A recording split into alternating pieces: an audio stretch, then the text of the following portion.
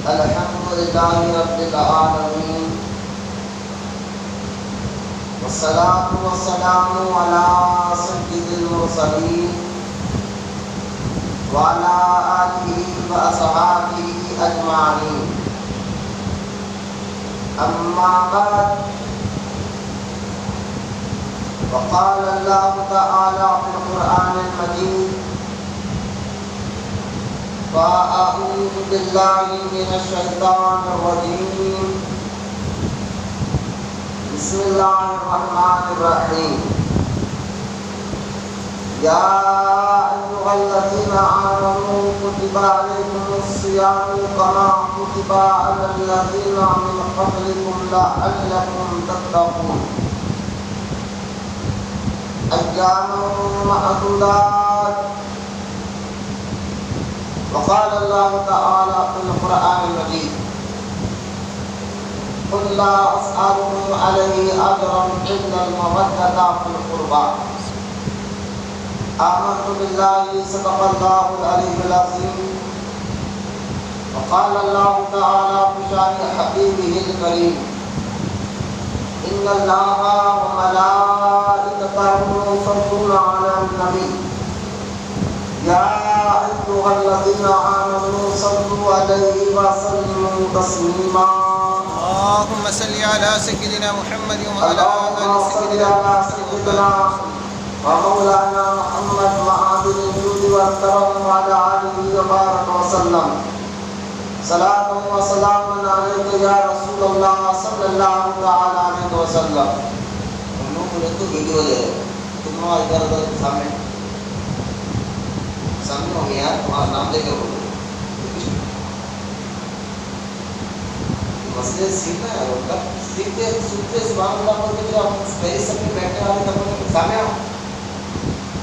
درد ہوا تو بیٹھو، اسی جگہ بیٹھے آپ بولیں گے.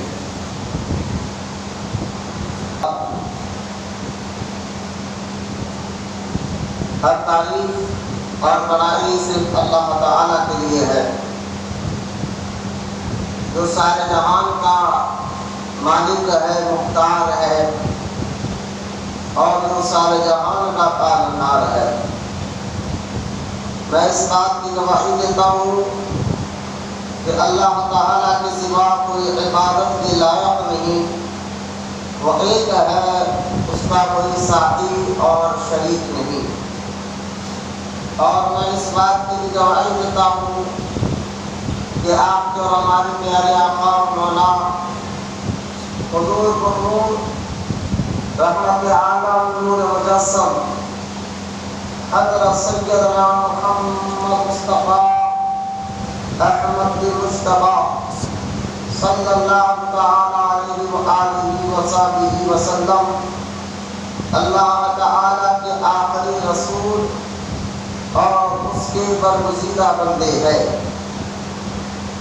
اللہ تعالی حضور اکرم نور مجسم رحمت عالم صلی اللہ تعالی علیہ وآلہ وصحبہ وسلم پر اہل بیت، صحابہ کرام، تابعین اور تبع تابعین اولیاء محمد پر قیامت تک بکثرت رحمتیں اور برکتیں نازل فرماتا رہے. محبت کے ساتھ سب مل کر ایک مرتبہ درود پاک پڑھی. اللهم صل على سيدنا محمد وعلى آل سيدنا محمد وسلم. صلاة وسلام عليك يا رسول الله صلى الله تعالى عليه وسلم. معزز سامعین، نوجوان ساتھیوں، السلام علیکم ورحمۃ اللہ وبرکاتہ.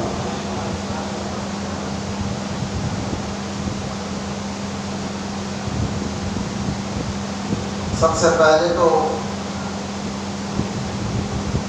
جیسا حدیث مبارکہ میں آیا ہے، سرکار دو عالم صلی اللہ تعالی علیہ وسلم نے ارشاد فرمایا: جس نے رمضان مبارک کے آنے پر بیٹھنے لیا، جگہ لے کے بیٹھو، 2 گھنٹے لیتے ہو، 2 ٹائمنگ بولو، کے بیٹھے تو اس میں تک اگر آپ کو تکلیف ہے تو ٹیکا لے کے بیٹھنا ہے. اگر کمر میں درد نظر آ رہا ہے اب نیچے منہ ڈال کے یوں وضو کر رہا ہے یہاں ٹیکا لے کر بیٹھنا.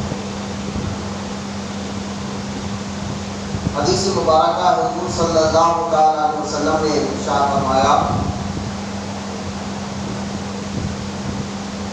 کہ جو رمضان مبارک کے آنے پر خوشی کا اظہار کرتا ہے اور اس کی جامع پر غم کا اظہار کرتا ہے اللہ تعالیٰ اس کے گناہوں کو معاف فرما دیتا ہے.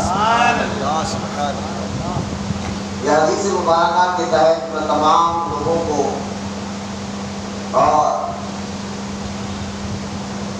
یوٹیوب کے ذریعے جو بیان ریکارڈ ہو رہا ہے اس کے ذریعے تمام لوگوں کو رمضان شریف کی بہت بہت مبارکبادی پیش کرتا ہوں اور دعا کرتا ہوں کہ اللہ تعالیٰ تمام مسلمانوں کو رمضان مبارک کی تمام نعمتوں اور برکتوں سے مالا مال فرمائے. کیونکہ رمضان مبارک کا یہ پہلا جمعہ ہے اور گزشتہ جمعہ میں نے آپ کے سامنے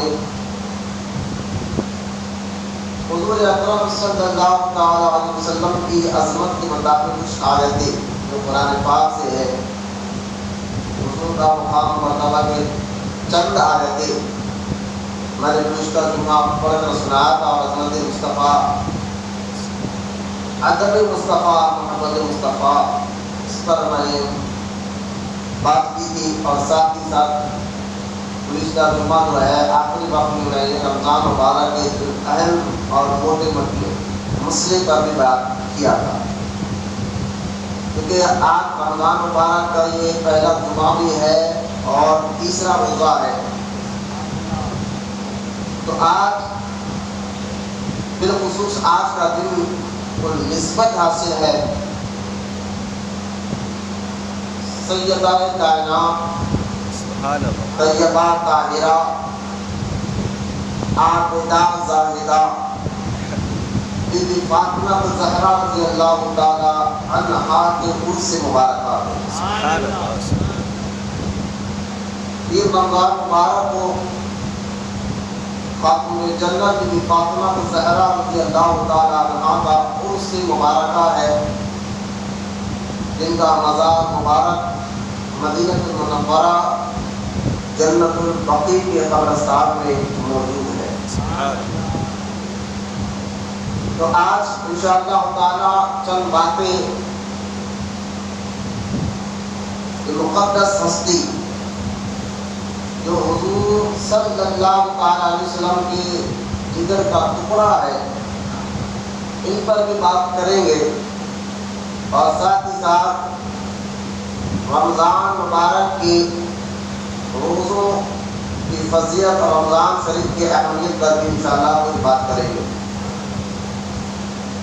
آئیے سب سے پہلے طریق اہل سنت و جماعت کے مطابق میں آپ کے سامنے بیان کروں اس سے پہلے آپ کو درود پاک کی فضیلت سناتا چلوں تاکہ آپ کا ذہن بنے درود پڑھنے کا.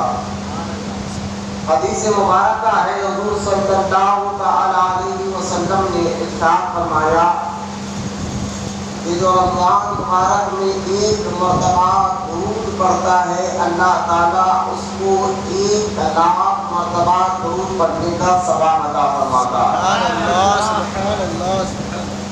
اور ایک مرتبہ رمضان مبارک میں سبحان اللہ یہ تسبیح ہے اللہ کی تعریف ہے اللہ کی پاکی بیان کرنا ہے تو ایک مرتبہ رمضان مبارک میں سبحان اللہ کہتا ہے اللہ تعالیٰ اس کو 1,00,000 مرتبہ پڑھنے کا ثواب عطا فرماتا ہے. تو لہٰذا یہ مہینہ نیکیوں کا مہینہ ہے اس لیے زیادہ سے زیادہ نیکیاں کرنا چاہیے کہ ہر نیکی کا اجر اللہ تعالیٰ بڑھا کے عطا فرماتا ہے. آل محمد اور عقیدت کے ساتھ پیارے آقا کریم صلی اللہ تعالی علیہ وسلم کی بارگاہ اقدس میں درود پاک کا نذرانہ پیش کریں. پڑھیے اللہم صل علی سیدنا محمد وعلی آل سیدنا محمد وبارک وسلم. صلاۃ و سلام علیک یا رسول اللہ صلی اللہ تعالی علیہ وسلم۔ سب سے پہلے تو رمضان مبارک کی کچھ اہم باتیں سماعت کر لیں۔ اللہ تعالیٰ قرآن میں سورہ بقرہ میں ارشاد فرماتا ہے شہر رمضان الذی انزل فیہ القرآن، رمضان کا یہ مبارک مہینہ جس میں اللہ تعالیٰ نے قرآن کو اتارا۔ تفسیر نعیم میں اسی آیت کے تحت علامہ نعیم الدین مرادآبادی رحمۃ اللہ تعالی علیہ فرماتے ہیں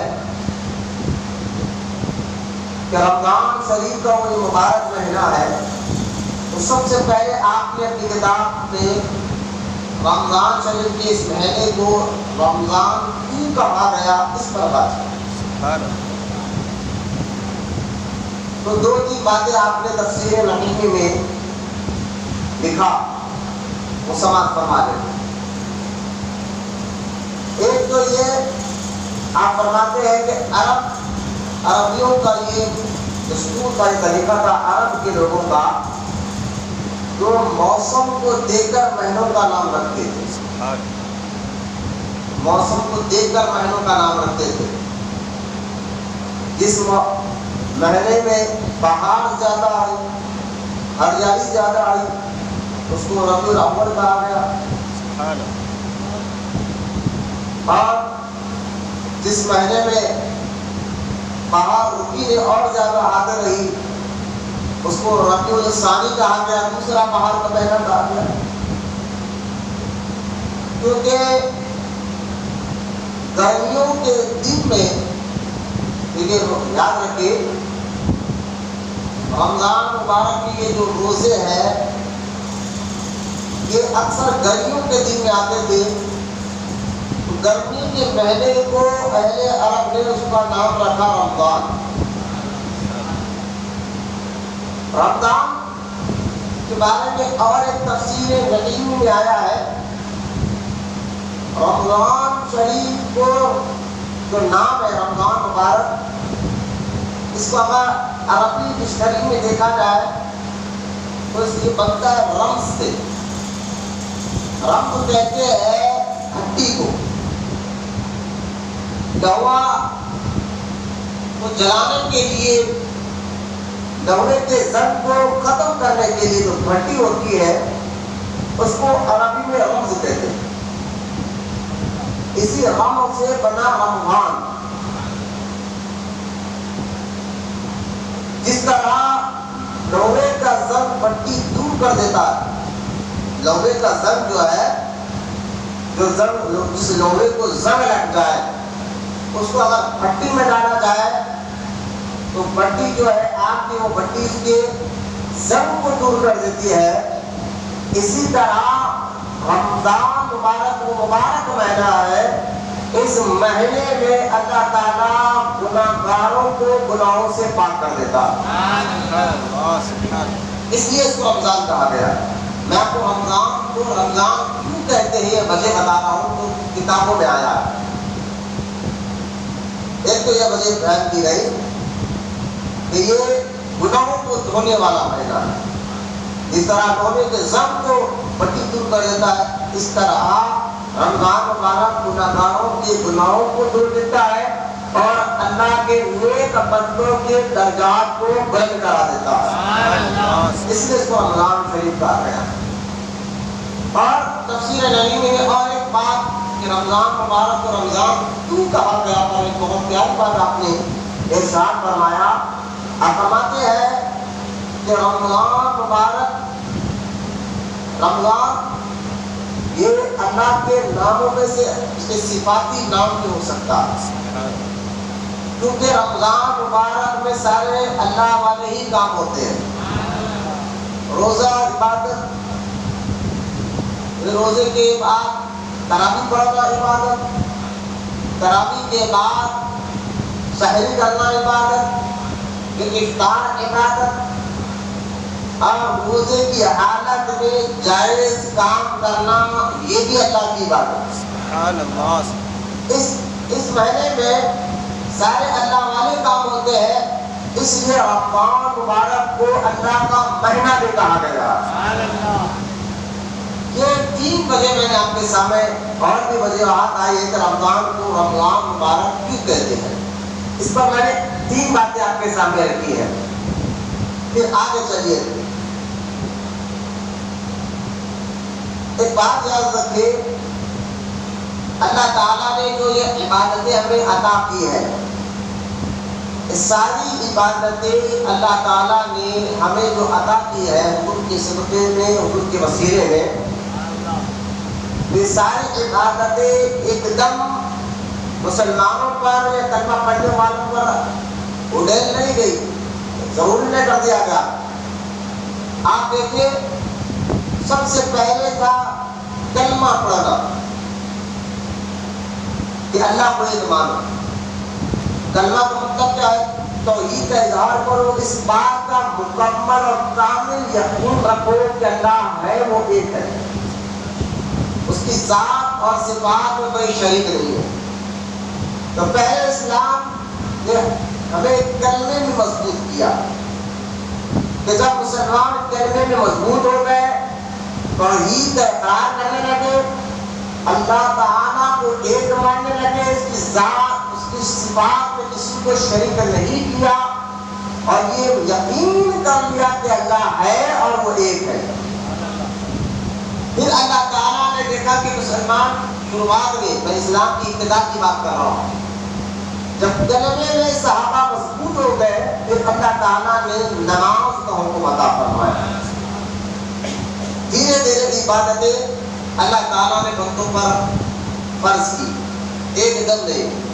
پہلے صرف کلمہ پڑھنا تھا. اسلام میں شروع ابتدائی اسلام میں جو مسلمان کلمہ پڑھتا تھا، مسلمان اسی کی تلقین کرتے تھے اور کلمہ کا معنی مفہوم سمجھاتے تھے، توحید کے بارے میں بتاتے تھے، رسالت کے بارے میں بتاتے تھے، اللہ کی ذات اور صفات کے بارے میں بتاتے تھے، کہ رسول کون ہوتا ہے، نبی کون ہوتا ہے، یہ بتاتے تھے. ان کا ماننا ہی مسلمان ہونا تھا.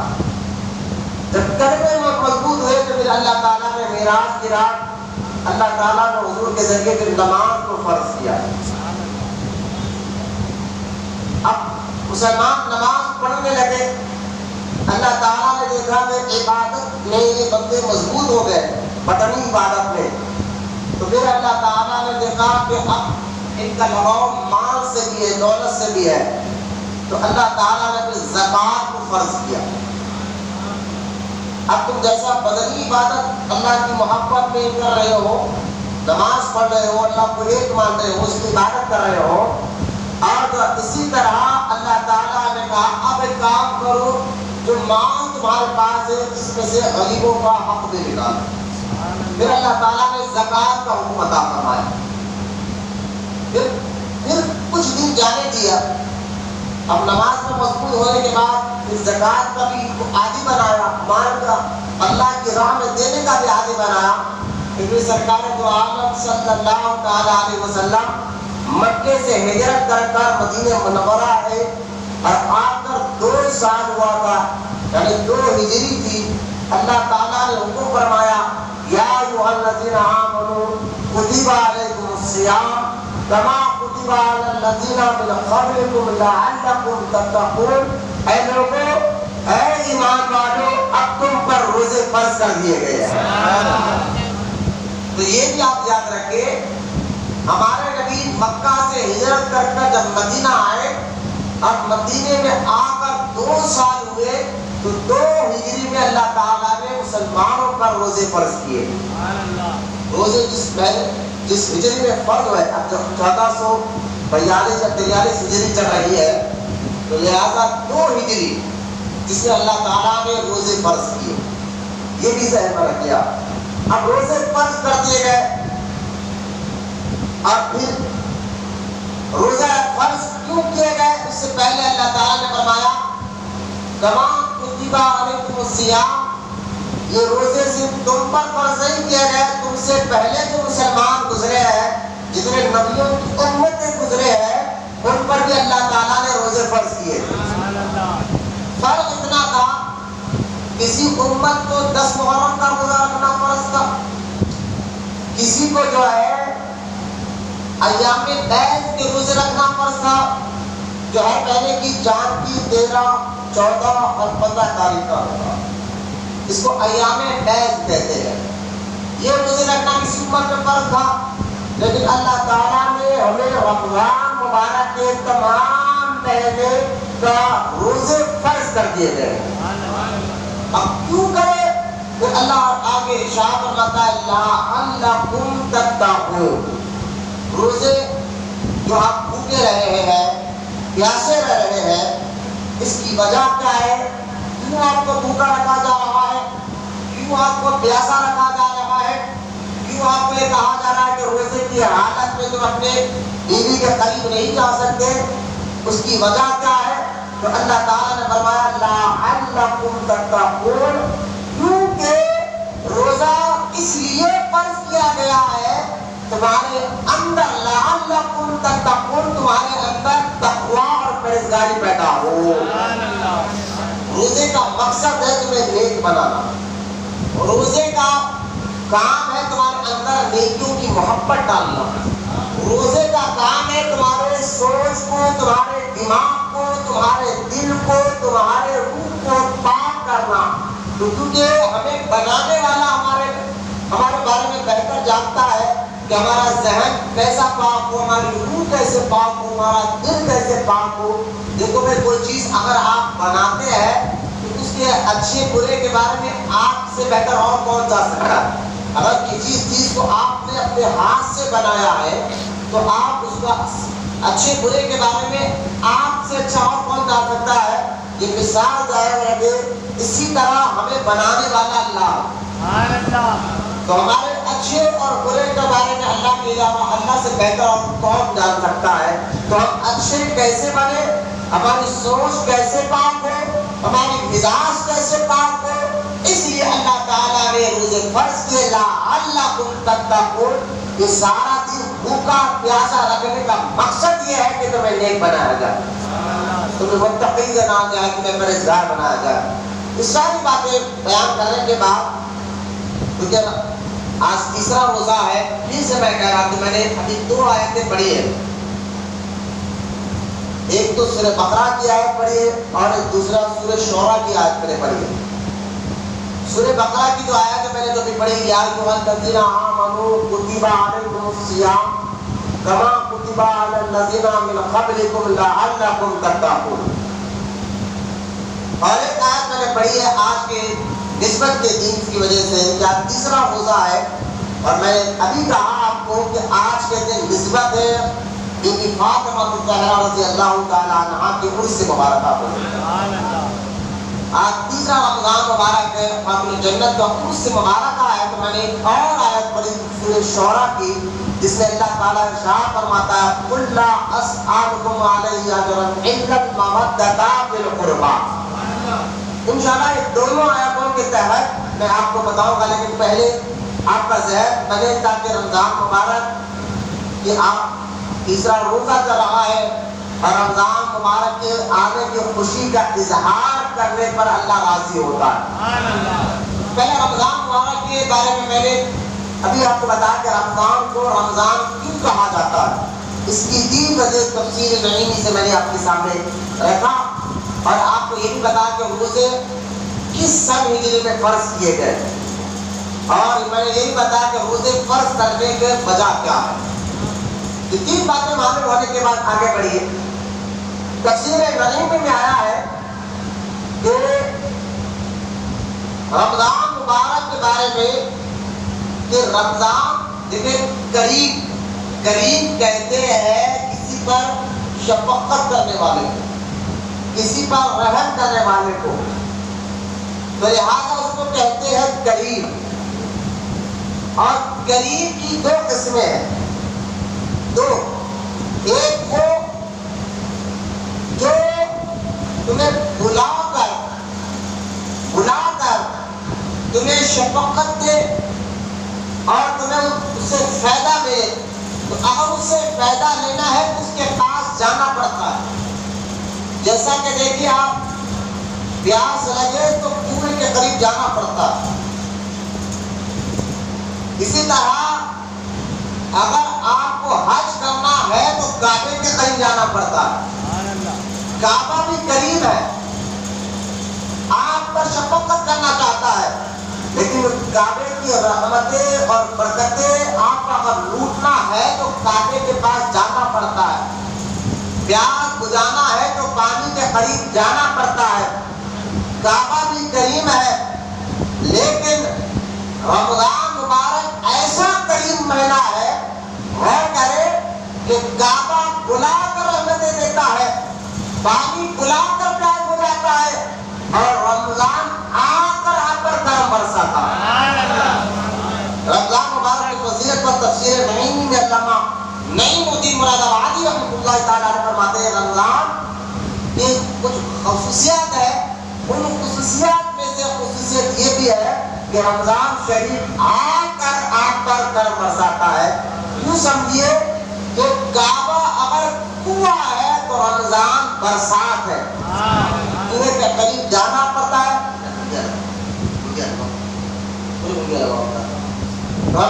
کعبے کے قریب جانا پڑتا ہے، اور رمضان آ کر رحمتیں اور برکتیں نازل فرماتا ہے۔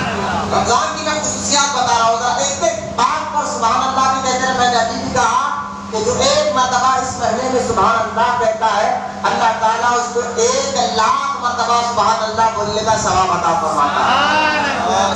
ایک تو یہ، اور خصوصیات میں تفسیر نعیم میں آیا ہے کہ ہر مہینے میں کوئی خاص تاریخ ہوتی ہے اللہ کی عبادت کے لیے، کوئی خاص وقت ہوتا ہے اللہ کی عبادت کے لیے، لیکن رمضان وہ مبارک مہینہ ہے، اس کی ہر تاریخ اہمیت والا ہے، ہر وقت اہمیت والا ہے، ہر ٹائم اللہ کی رحمت برستے رہتی ہے۔ سحری عبادت ہے، تراویح عبادت ہے، روزہ عبادت ہے، افطار عبادت ہے، اور پھر جو ہے افطار کے بعد عشاء کا انتظار کرنا عبادت ہے، عشاء کے بعد پھر سحری کا انتظار میں سو جانا یہ بھی عبادت ہے۔ یہ ساری عبادت ہے۔ رمضان وہ مبارک مہینہ ہے جس کا ہر لمحہ عبادتوں سے بھرا ہوا ہے، خاص کیونکہ رمضان میں ہر روز ایک گھڑی ہے جس میں جو دعا مانگو اللہ قبول فرماتا ہے، اور وہ ٹائم ہے افطار کے وقت کا۔ اس لیے احادیث میں آیا ہے کہ روزے داروں کو اللہ تعالیٰ 2 خوشیاں عطا فرماتا ہے، ایک تو قیامت کے دن اپنا دیدار عطا کرے گا، اور دوسرا جو ہے افطار کے وقت کہ جو بندہ جو دعا مانگتا ہے اللہ تعالیٰ سے اس کی دعا کو ضرور قبول فرماتا ہے۔ اسی لیے میں اکثر کہتا ہوں کہ آپ خاص طور افطار کے قریب میں بعض لوگوں کا مزاج چڑچڑ ہو جاتا ہے، اب بعض جو ہے نا افطار کاٹنے میں یا افطاری بنانے میں وقت لگا دیتے ہیں۔ ہاں بھائی کوئی ذمہ داری کا کام ہے تو الگ بات ہے، لیکن کم سے کم افطاری بنانا بھی ہے تو افطار کے وقت سے 10-15 منٹ پہلے بنا دیجیے، اور کم سے کم 10 منٹ پہلے بیٹھ کر دعا مانگے، کیونکہ وہ وقت ایسا ہے، سرکار نے فرمایا ہے علیہ السلام کہ وہ وقت ہے، اس وقت میں جو دعا مانگو گے اللہ ضرور قبول فرماتا ہے۔ لوگ پریشان ہے نا، پریشانیوں کو لے کر کے ہماری دعا قبول نہیں ہوتی۔ سرکار نے واضح بتا دیا کہ یہ ٹائم ہے، اس ٹائم پہ دعا مانگو۔ اب لیکن دعا مانگتے وقت یہ ذہن میں رکھنا چاہیے ہم جس سے مانگ رہے ہیں اس سے کوئی کام مشکل نہیں۔ بھائی اگر کوئی سیٹ آپ کو بلائے جس کے پاس کروڑوں روپے کی دولت ہو تو اس کے آ کر بلائے یہ ٹائم آ جاؤ تو میں تمہیں اتنے پیسے دوں گا قرضے کے طور پر، تو آپ اس سے پہلے جا کر اس کے اگر وہ 5 بجے بلایا تو 4 بجے جا کر بیٹھ جائیں گے، اور معلوم ہے یقین ہے کہ سیٹ صاحب کے پاس پیسہ ہے یہ ضرور دیں گے۔ تو اسی طرح ایک سیٹ پر جیسا آپ یقین رکھتے ہیں جس کے پاس کروڑوں روپے کی دولت ہو، اس سے کئی زیادہ یقین آپ کو دعا مانگتے وقت اللہ سے رکھنا ہوگا، کیونکہ وہ دربار ہے اللہ کا، وہ ایسا بادشاہ ہے جس کے خزانے میں کوئی کمی نہیں ہے، اور ایسا کوئی کام ہی نہیں جو اللہ نہ کرے، ایسا کوئی ممکن ہی نہیں ہو سکتا کہ جو دعا مانگو ذہن میں سے اللہ ایسا کر سکتا ہے یا نہیں کر سکتا، اگر ایسا سوچے گا تو تمہارا ایمان ہی ختم ہو جائے گا کہ ان اللہ علی کل شیء قدیر، اللہ تعالیٰ ہر شے پہ قوت اور طاقت رکھنے والا، قدرت والا ہے۔ بولیے محمد صلی اللہ علیہ وسلم، وہ تو ہر شے پہ قادر ہے، تو لہٰذا اس کے دربار سے جب بھی آپ دعا مانگے تو یہ یقین کے ساتھ دعا مانگے کہ میں جس سے دعا مانگ رہا ہوں اللہ ہے، اور اس کے لیے کوئی کام مشکل نہیں، وہ ضرور عطا کرتا ہے۔ یہ یقین کے ساتھ دعا کے آداب بھی ہے، یہ یقین بھی رکھنا ہوگا، اس کے بعد دعا مانگنا ہوگا تو ضرور اللہ تعالیٰ اپنی دعا کو قبول فرمائے گا۔ سرکار نے بتا دیا کہ یہ افطار کا جو اہم وقت ہے رمضان مبارک میں، خاص طور رمضان مبارک میں اللہ تعالیٰ نے یہ وقت ہم گنہگاروں کو عطا فرمایا ہے کہ جو دعا مانگو گے اللہ ضرور دعا کو قبول فرماتا ہے۔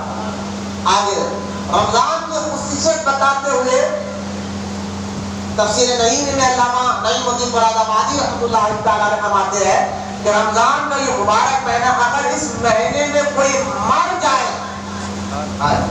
اس مہینے میں اگر کوئی مر جائے ایمان کی حالت میں، تو سرکار تفسیر نعیم میں آپ بیان فرماتے ہیں کہ اس کے مرنے کے بعد اس کی قبر میں سوال و جواب نہیں ہوں گے۔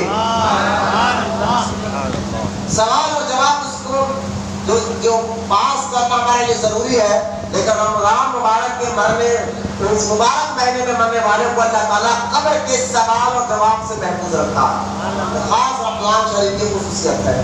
پھر آگے ارشاد فرمایا جاتا ہے کہ رمضان مبارک ایسا ایک مبارک مہینہ ہے جس میں ہم وقت اللہ تعالیٰ کی رحمتوں اور برکتوں کا نزول ہوتے رہتا ہے۔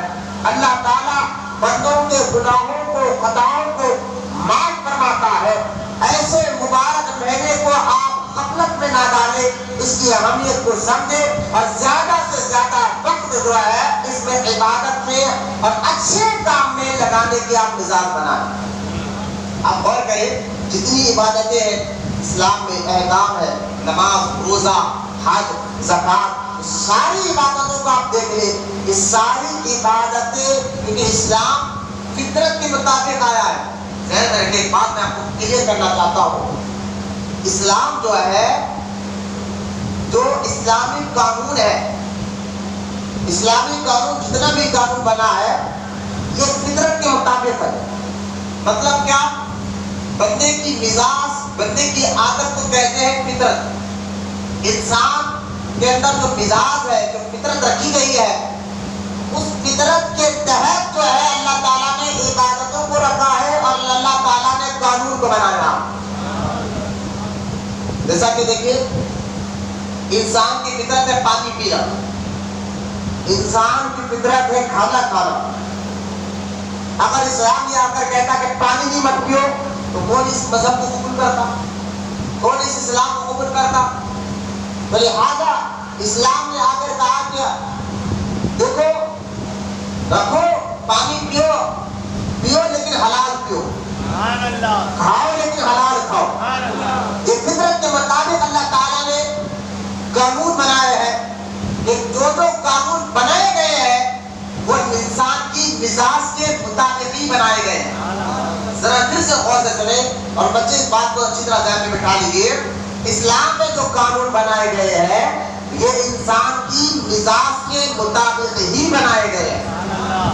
اس کو انسان کی مزاج ایکسپٹ کرتی ہے، اس قانون کو انسان کی مزاج قبول کرتی ہے، اس کی فطرت قبول کرتی ہے۔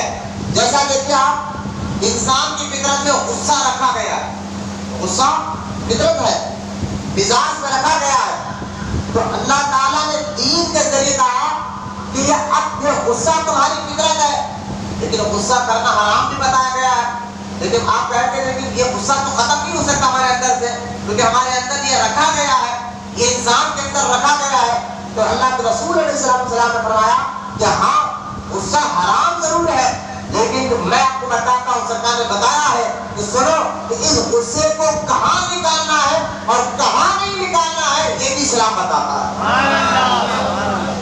اسلام غصے کو ختم نہیں کرا، لیکن اسلام بتاتا ہے کہ کہیں پر یہ غصہ نکالنا عبادت ہے، جیسا کہ آپ بولے گے کہاں بھائی؟ بولے اللہ اس کے رسول کے دشمنوں پر غصہ نکالنا عبادت ہے. اللہ اس کے رسول کے دشمنوں پر غصے کا اظہار کرنا، جیسا کہ جہاد کرنا، اللہ اس کے رسول کے دشمنوں سے لڑنا، یہ عبادت ہے. اور اسی طرح غصے کو بلا وجہ ماں باپ پر نکالنا، بھائیوں پر نکالنا، بلا وجہ رشتے داروں پر نکالنا، یہ حرام. ذرا ذرا میں رکھیا تو اسلام فطرت کو مٹانے نہیں آیا.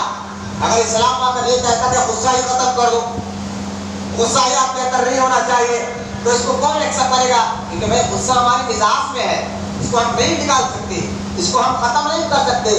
تو لہٰذا اسلام غصے کو سیدھا راستہ بتانے کے لیے آیا.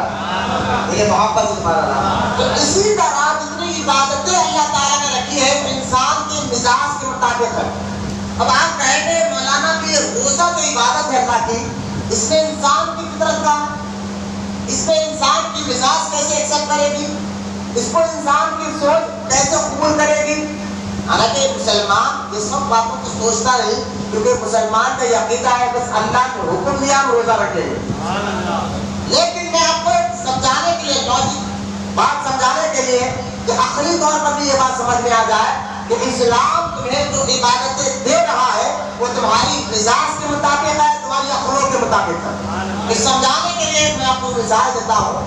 دیکھیں ہمارے اندر دل ہے، ہر انسان کے اندر دل ہوتا ہے، اور یہ دل جو ہے یہ دل کے اندر کئی کیفیت آتی رہتی ہے. یہ دل کے اندر کئی قسم کے انواع اور تجلیات کا اس کے اندر ظہور ہوتے رہتا ہے. یہ دل کے اندر جو ہے کچھ ایسی کیفیت آتی ہے، کچھ ایسا وقت آتا ہے جس کو دل ہر انسان، ویسے کہ ہر انسان کے دل کی کیفیت کی بات کر رہا ہوں، یہ اس کے اندر آتا ہے. وہ کیا کیفیت ہے؟ جیسا کہ دیکھیں غصہ انسان کے دل کے اندر موجود ہے، اس کو کوئی نکال نہیں سکتا، یہ فطرت ہے. اسی طرح کبھی انسان کے دل کے اندر غصے کا اظہار ہوتا ہے، اور کبھی جو ہے اس کے دل کے اندر رحم کرنے کا جذبہ آتا ہے. ایک کیفیت یہ بھی ہوتا ہے نا دل میں کہ رحم کرو، تو ایک کیفیت کا نام ہے. آپ کے اندر اگر رحم کا جذبہ آ رہا ہے تو ایک کیفیت ہے جو آپ کے دل پر آ رہی ہے. تو کبھی غصے کی کیفیت آتی ہے دل پر، اور کبھی جو ہے اسی دل پر رحم کرنے کی کیفیت آتی ہے، اور کبھی اسی دل پر خوف بھی آ جاتا ہے، ڈر بھی آ جاتا ہے. بندہ کسی سے خوف کھا جاتا ہے، ڈر جاتا ہے. اور کبھی اس دل کے اندر عشق کا جلوہ بھی آتا ہے. دیکھیے میں یہ آپ سمجھ رہے ہوں گے یہ کیفیت جو تین چار چیزیں میں نے بتایا، ڈر، رحم، غصہ اور محبت. کسی چیز سے ڈرنا، کسی سے محبت کرنا، کسی پر رحم کھانا، اور کسی سے خشیت کرنا، ڈرنا. غصہ، رحم، محبت اور ڈرنا، یہ چار چیزیں ایسے ہیں کہ اب ہر ایک انسان کی مزاج میں رکھا گیا. بندوں کی مزاج میں ڈر بھی رکھا گیا، رحم کھانا بھی رکھا گیا ہے، اور جو ہے غصہ بھی رکھا گیا ہے، محبت بھی رکھی گئی ہے. بولے یار سبحان اللہ. بہت آسان کر کر ایک بات سمجھانا چاہتا ہوں بہت دور سے کہ روزہ کیوں رکھا گیا، اس سے آپ اندازہ کر لیں گے. تو لہٰذا یہ چار کیفیت آپ کے اندر دل کے اندر ہے. اب اس کیفیت کا اظہار کیسے ہوگا؟ اگر آپ اپنے آپ کو دیکھنا چاہتے ہیں تو آئینے میں دیکھو. اب ان کیفیت کو سمجھنا چاہتے ہو تو اس کا اظہار کیسے ہوگا؟ تو اللہ تعالیٰ نے ہمارے نبی کے ذریعے سلام دیا اور ہمیں بتایا کہ بندو تمہارے اندر یہ چار چیزیں تو آتے رہتے ہیں، ڈر بھی آتا ہے، رحم بھی آتا ہے، غصہ بھی آتا ہے، اور جو ہے ساتھ ہی ساتھ تمہارے اندر محبت بھی آتے ہیں. اب ان چاروں چیزوں کو کہاں خرچ کرنا ہے یہ اللہ اس کو رسول بتائے. بہت آسان کر کر بولنا چاہیے کہ آپ بتائیے. دیکھیے آپ روزے کی حالت میں الحمدللہ ہے، میں بھی روزے کی حالت میں، آپ تو پھر بھی بیٹھے ہو، میں تو بول رہا ہوں اپنے سے پھیپڑے اور پھر کے سب جواب دے رہے ہوں گے، لیکن میرا مقصد اللہ کی رضا ہے. اور آپ کو کچھ میسج دینا ہے، بس سمجھانا ہے، آپ کی مہمانی لینا نہیں ہے. میرے اس میسج کو آپ سمجھ جائیں، بہت انشاءاللہ آپ کو پیدا ہوگا۔ تو یہ 4 چیزیں جو بندوں کے ہاتھ ساتھ کے اندر رکھے گئے ہیں، تو اب ان 4 چیزوں کو بندہ محسوس کیسا کرے دل میں ہے، یہ کیفیت کو محسوس کیسا کرے اور کہاں خرچ کرے، درد کہاں خرچ کرے، رحم کہاں خرچ کرے، عشق کو کہاں خرچ کرے اور غصے کو کہاں خرچ کرے۔ یہ سارے 4 چیزیں جو بندے کی مزاج ہے، بندے کی فطرت ہے، تو اللہ اس کے رسول نے ہمیں بیان کیا اور ہم بتاتے ہیں کہ درد کو کہاں خرچ کرنا ہے، محبت کو کہاں خرچ کرنا ہے، رحم کو کہاں خرچ کرنا ہے اور عشق کو کہاں خرچ کرنا ہے۔ تو اللہ اس کے رسول نے ہمیں بتایا کہ تو آپ بندے کے اندر ڈر ہے تو اس ڈر کو خرچ کرو اللہ کے لیے۔ مجھے محبت سے بتا رہا، بندے کے اندر واقعی ڈر ہو اللہ سے، بندوں سے نہیں، اللہ سے ڈر۔ ڈر ہو تو ڈر کام کرتا ہے، ذہن میں رکھو آپ، ڈر واقعی ڈر آپ کے اندر ہو تو ڈر کام بھی وسیع کر کے بتاتا۔ اگر واقعی آپ کے دل میں ڈر ہوتا اللہ کا، اور ہونا بھی چاہیے، اللہ قرآن میں فرماتا ہے ایمان والو اللہ سے ڈرو، ایمان والوں سے اللہ کیا کہہ رہا ہے، کس سے ڈرو؟ تو واقعی ڈر ہونا بھی چاہیے۔ اور میں کہہ رہا ہوں ڈر بندوں کے اندر اگر کسی چیز کا ڈر آ جائے تو وہ ڈر کام کر کر بھی بتاتا ہے۔ اور ہمارا حال یہ ہے کہ ہم اللہ سے ڈر رہے ہیں لیکن نمازیں کیوں، ہم اللہ سے ڈر رہے ہیں ہمارا حال کے جھوٹ بھی بول رہے ہیں۔ میں کہتا ہوں یار واقعی ڈر آپ کے اندر ہوتا یہ کام نہیں کرتے۔ بھیا دیکھیں نا، کئی لوگوں کو کورونا کا ڈر ہے تو ڈر کی وجہ سے وہ ہاتھ ملانا پرہیز کر رہے ہیں، ماسک لگا رہے ہیں، سوشل ڈسٹینس کر رہے ہیں، ہر ڈاکٹروں نے جو بتایا وہ کر رہے ہیں، لیکن ڈر ہے تو کام کر کے بھی بتا رہے ہیں۔ میں یہ سمجھانا چاہ رہا ہوں کسی چیز کا بندے کو ڈر ہوتا ہے، اب جیسا کہ دیکھیں کوئی ایسا کام کرو گے تو پولیس والے پکڑ لیں گے، ڈر ہے تو کام نہیں کرتا، کیونکہ ڈر ہو تو پھر اس کام سے بندہ رکتا بھی ہے، ایسا کام نہیں کرتا ہے۔ اگر جس کے کرنے سے مجرم ثابت ہو، جس کے کرنے سے ہمیں بلا وجہ ہماری بدنامی ہو، تو میں کہتا ہوں یہ ڈر جو بندوں کا تمہارے اندر ڈر ہے، اس ڈر کو تم اگر خرچ کرنا ہے، کیونکہ ڈرنا یہ تمہاری مزاج میں رکھا گیا ہے، اس کو کہاں خرچ کرنا ہے؟ اور اللہ فرماتا ہے کہاں خرچ کرنا ہے؟ اتقوا اللہ، اے ایمان والو اللہ سے ڈرو۔ اور اللہ سے ڈرنے کا مطلب کیا ہے؟ سیدھی سیدھی بات ہے، واقعی بندہ جو اللہ سے ڈرتا ہے وہ داڑھی والا بن جاتا ہے، کیونکہ اللہ کا حکم ہے مجھ سے ڈرو، تو جس سے وہ ڈرتا ہے تو اس کے احکام پر عمل نہیں کرتا۔ اللہ سے ڈرو کا مطلب یہ کہ گناہ مت کرو، نیکی عمل کرو۔ اللہ تعالیٰ نے جو نیک کاموں کا حکم عطا فرمایا ہے، اگر واقعی جس کے دل میں ڈر ہو تو بندہ وہ نیک کام ضرور کرتا ہے۔ اب ڈر نہیں ہے، ڈر جو ہے نا، تمہارے دل پہ ڈر ہو تو چہرے پہ ظاہر بھی ہوتا ہے۔ جیسا کہ دیکھیے آپ ڈر کو پہلے محسوس کریں اپنے اندر، ڈر اللہ کے لیے، خوف اللہ کے لیے۔ خوف کس کے لیے؟ اللہ کے لیے۔ اللہ خود قرآن فرماتا ہے اتقوا اللہ، اللہ سے ڈرو۔ سبحان اللہ۔ اب غور کریں، دیکھیے خوف پیدا کرو نا آپ اپنے اندر اللہ کا، جیسا خوف تم پولیس والوں کا رکھتے ہو، جیسا خوف تم ایک پہلوانوں کا، روڈیوں کا، سودخوروں کا رکھتے ہو۔ میں کہتا ہوں آج جب سے ہم اللہ کا ڈر، اللہ کا خوف ہمارے دلوں سے ہم نے نکال دیا ہے، تو تب سے ہم جو ہے نا یہ ہمارا یہ حال ہو گیا ہے کہ ہم چوہا اور چونٹی سے بھی ڈرنے لگ جاتے ہیں۔ ہمارا یہ حال ہے، خوف خدا ہمارے دلوں سے نکلا تو ہم جانور سے، چونٹی سے ہم ڈرنے لگ جاتے ہیں۔ اور جو اللہ کا خوف دلوں میں رکھتے ہیں، ہم نے دیکھا کہ ایسے بزرگوں کا ادب شیر بھی کر کے بتاتا ہے، ایسے بزرگوں کا ادب سانپ اور بچھو بھی کر کے بتاتے ہیں۔ یہ جو لوگ اللہ والے تو اللہ کے علاوہ کسی سے نہیں ڈرتے تھے، یہ ڈر آپ کے اندر پیدا کرو، اور ڈر اپنا کام کر کر بھی بتاتا ہے۔ اگر آپ بولیں کہ میرے اندر اللہ کا ڈر ہے تو بھائی آپ نمازی کیوں نہیں پڑھ لیتے؟ ڈر ہے، خوف ہے اللہ کا، میں نے کہا بھائی داڑھی کیوں نہیں رکھ رہے اٹھتے اگر واقعی خوف ہو؟ کیونکہ ڈر اپنا کام کر کے بتاتا ہے۔ اس کو آسان کر کے بتاتا ہوں یہ مثال کو، میں آپ کو سمجھانا چاہتا ہوں خوف اپنا کام کر کر بتاتا ہے۔ مثال کے طور پر اگر 3-4 دن کا ایک آدمی بھوکا ہو اور رات میں سویا بھی نہ ہو، وہ آپ کے گھر آ جائے اور آپ کہیں گے بھائی 4 دن سے تم سفر میں ہو، رات بھر سوئے بھی نہیں، آؤ میں اپنے روم میں آپ کو جگہ دے دیتا ہوں، آپ نے روم کھولا اور جگہ بتا دی بھائی آپ پلنگ پہ آرام کریے، اور دروازہ لگاتے ہی آپ نے اس کو کہا، لیکن 4 دن کا تھکا ہوا ہے، آپ نے اس کو کہا دروازہ لگاتے دیکھو پلنگ پہ تو آپ آرام سے سو جاؤ، دیکھو اس پلنگ کے بعد سوراخ دکھ رہا ہے نا؟ بولے ہاں، اس سوراخ سے کبھی کبھی سانپ بھی نکل آتا ہے۔ اب اتنا بول کر آپ دروازہ لگا لو، اب مجھے بتائیے اس کو نیند آئے گی؟ اب آگ لگا کال ہے سانپ نکل جاتا، آگ میں 4 دن کا تھکا ہوا ہے بھائی، 4 دن کا تھکا ہوا ہے، نیند نہیں ہے، لیکن ڈر سونے نہیں دے رہا، خوف کام کر رہا ہے، ڈر کام کر کے بتا رہا ہے، وہ ڈر اس کو سونے نہیں دے رہا، وہ خوف اس کو ایسا ہو گیا ہے، کہاں سے لگے کہ سامنے نکلا، حالانکہ گھر کے مالک نے کیا کہا تھا کبھی کبھی نکل کر آتا ہے، نکلے گا یہ 100% گارنٹی نہیں ہے، لیکن نکل سکتا ہے، اتنا کہا تھا، خالی اتنا کہنے پر بھی ڈر اتنا ہو گیا کہ 4 دن کا تھکا ہوا تھا، نیند جو ہے اس کے غائب ہو گئی، تو لہذا ڈر دل میں ہو تو چہرے پہ اس کا اظہار کیا ہوتا ہے، کیونکہ چہرہ یہ آئینہ ہے، جو دل میں ہوگا وہ آئینے پر نظر آتا ہے، دل میں خوشی ہو تو چہرہ بتاتا ہے، دل میں غم ہو تو چہرہ بتاتا ہے، اگر دل میں خوف خدا ہو تو چہرہ بتانا چاہیے۔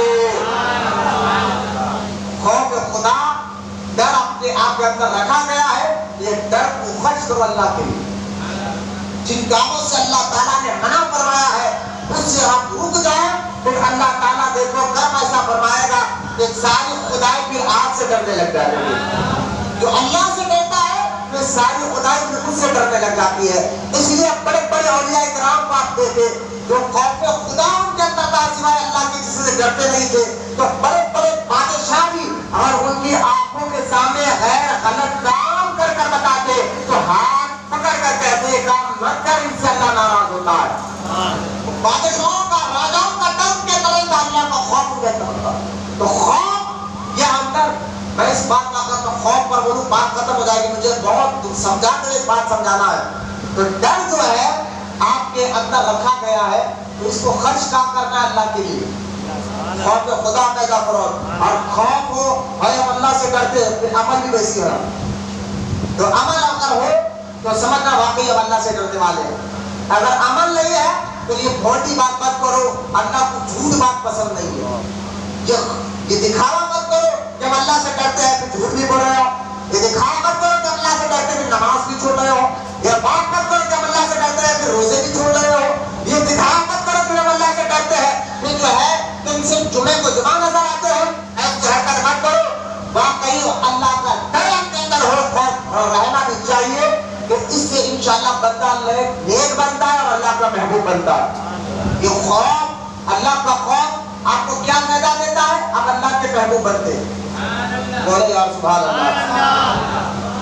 میرے خوف اللہ کا ہو، لیکن بندہ بندے سے ڈرتا ہے تو اس کو مال کا نقصان ہے، عزت کا نقصان ہونے کا ڈر ہوتا ہے، کوئی پولیس والے ڈرتا ہے کام پیسہ چلے جاتا ہے کہ کام میری بدنام کی ہو جاتی ہے، تو بندہ اگر بندوں سے ڈرے یا تو مال کا ڈر ہے یا تو عزت چلے جائے گی، لیکن وہی بندہ اگر اللہ کے ڈرے تو اس کی عزت کو اللہ 4 کام لگا دیتا ہے، بولے محبت سے سبحان اللہ۔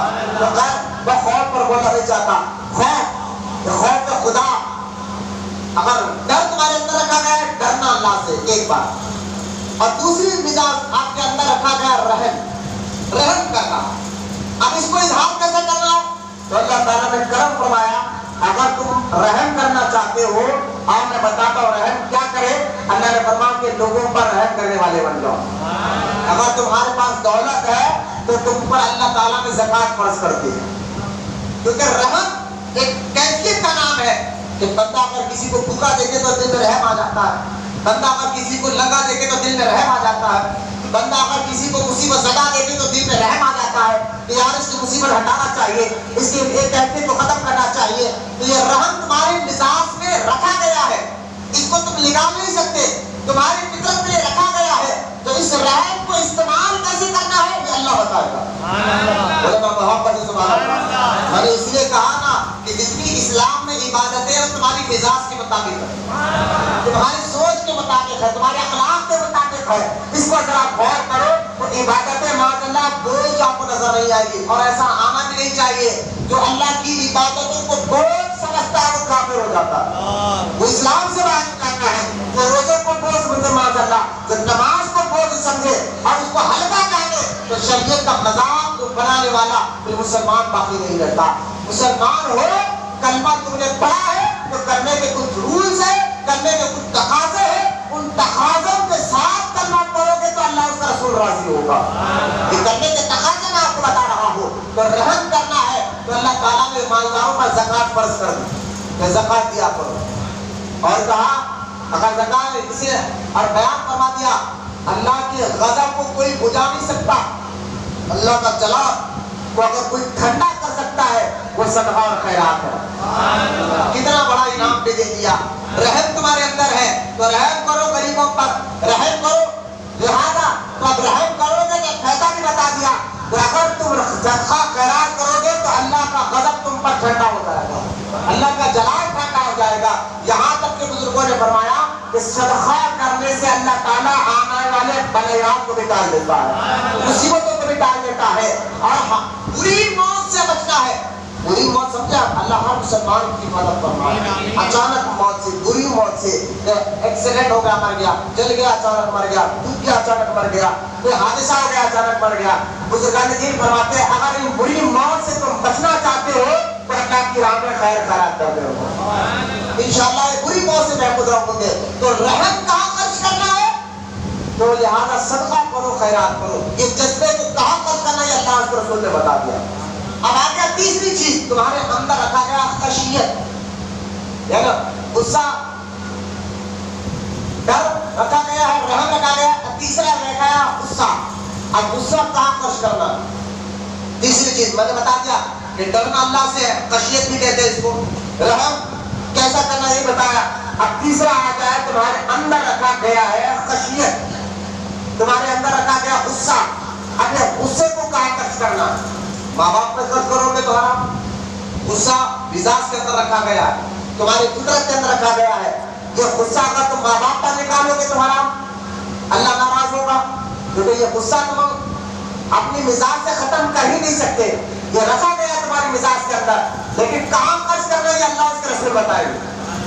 اب یہ غصہ جو ہے ماں باپ پہ نکالو گے تو حرام, بلا وجہ کسی مسلمان پر نکالو گے تو حرام. تو یہاں کا اب اس غصے کو خرچ نہ کرنا ہے تو اللہ تعالیٰ نے ہمیں جہاد عطا کرنا دیا. بولے والا محبت سے سبحان اللہ. اللہ تعالیٰ نے ہمیں جہاد جیسا مقام عطا فرمایا, اور فرمایا تم اللہ کی راہ میں اللہ اس رسول کے دشمنوں سے لڑو, اللہ تم سے راضی ہو جائے گا. تو غصہ تمہارے اندر رکھا گیا ہے, اور یہ غصہ کہاں خرچ کرنا ہے تو اللہ کے دشمنوں پر کرنا ہے اور رسول کے دشمنوں پر کرنا ہے. بولے والا محبت سے سبحان اللہ.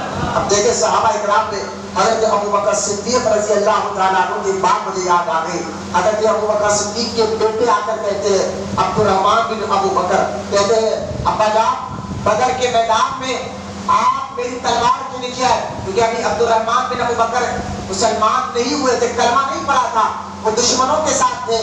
ابوبکر صدیق کو آ کر کہتے ہیں کہ میں جب دشمنوں کے ساتھ تھا اور لڑ رہا تھا, میری تلوار کے نیچے کئی بار آپ آئے, چاہتا تو میں میدان میں آپ کو مار سکتا تھا, لیکن میرے والد ہے تو میں نے چھوڑ دیا. حضرت ابوبکر صدیق نے فرمایا کہ بیٹا اگر اسی میدان کے اندر میری تلوار کے نیچے تو آ جاتا تو میں یہ نہیں دیکھتا کہ یہ میرا بیٹا ہے, میں یہ دیکھتا کہ اللہ اس کے رسول کا دشمن ہے اور اس کا سر نکال دیتا. کہ غصہ کہاں نکالنا ہے, اللہ اس کے رسول کے دشمنوں پر نکالنا. غصہ کہاں تک کرنا ہے, میں خود کہہ رہا ہوں غصہ آپ کی مزاج میں رکھا گیا ہے, غصہ آپ کی سوچ میں رکھا گیا ہے, غصہ آپ کی فطرت میں رکھا گیا ہے, تو اس کا اظہار کہاں کرے, اللہ اس کے رسول کے دشمنوں پر کرے. جو اور حدیث مبارکہ بھی ہے, اللہ کے رسول صلی اللہ تعالیٰ علیہ وسلم نے ارشاد فرمایا کہ تم اگر اپنے اندر ایمان کی مٹھاس محسوس کرنا چاہتے ہو, اور کیا پیاری بات سرکار نے فرمایا, اگر تم اپنے اندر ایمان کی مٹھاس محسوس کرنا چاہتے ہو تو ایک کام کرو, ہمارے حضور کیا کرے کہ اللہ کے دشمنوں سے دشمنی رکھو اور اللہ کے دوستوں سے دوستی رکھو. تو لہٰذا غصہ نکالنا ہے اللہ اس کے رسول کے دشمنوں پر. آج دیکھیں بدبخت جو نرسنگ احمد سرسوتی یو پی کا, یہ RSS کا ذہن رکھنے والا, اصل آتنکوادی یہی لوگ ہوتے ہیں جو دیش کے پرامن ماحول کو بگاڑنا چاہتے ہیں اور اس میں ایسی گندی گندی باتیں کہ مسلمانوں کو تعجب ہو رہا ہے. میں ان خانقاہ والوں کو بھی کہوں گا اس انٹرنیٹ کے ذریعے اگر کوئی کسی کے پیر کو بول دے تو غصہ دکھا کر آنکھیں نکال نکال کر لڑتے ہو.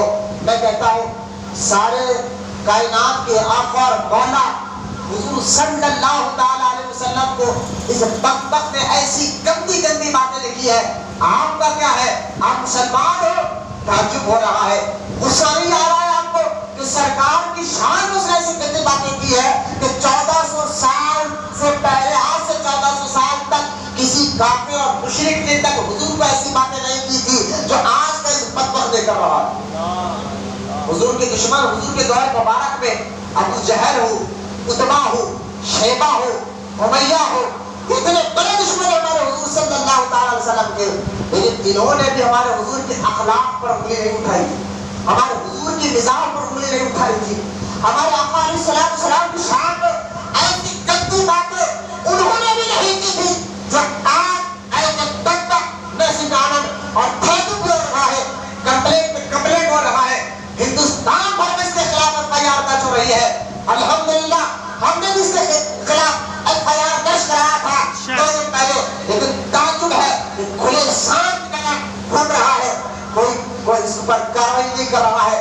پھر اس کو ویڈیو بناتا ہے اور رسول کی شان میں گستاخی کرتا ہے, اللہ کی شان میں گستاخی کرتا ہے. اور تعجب ہے کہ مسلمان آج کہتا ہے سوکیلر مزاج رکھو, سب کو لے کر چلنے والے مزاج رکھو. میں کہتا ہوں یہ ایسے بدبخت لوگوں کے لیے سن کر تمہیں غصہ نہیں آنا چاہیے تھا. اور میں ان پیروں مریدوں کو بھی کہوں گا جب پیر کے کہنے پر تو تم فیس بک بھر دیتے ہو, پیر کو اگر کوئی کچھ کہہ دیا تو انٹرنیٹ پر تم ویڈیو ڈال ڈال کر بھر دیتے ہو, تاکہ ایسے احتجاج بھی داخل کراؤ اور ایسے بدبخت کے خلاف FIR بھی درج کراؤ.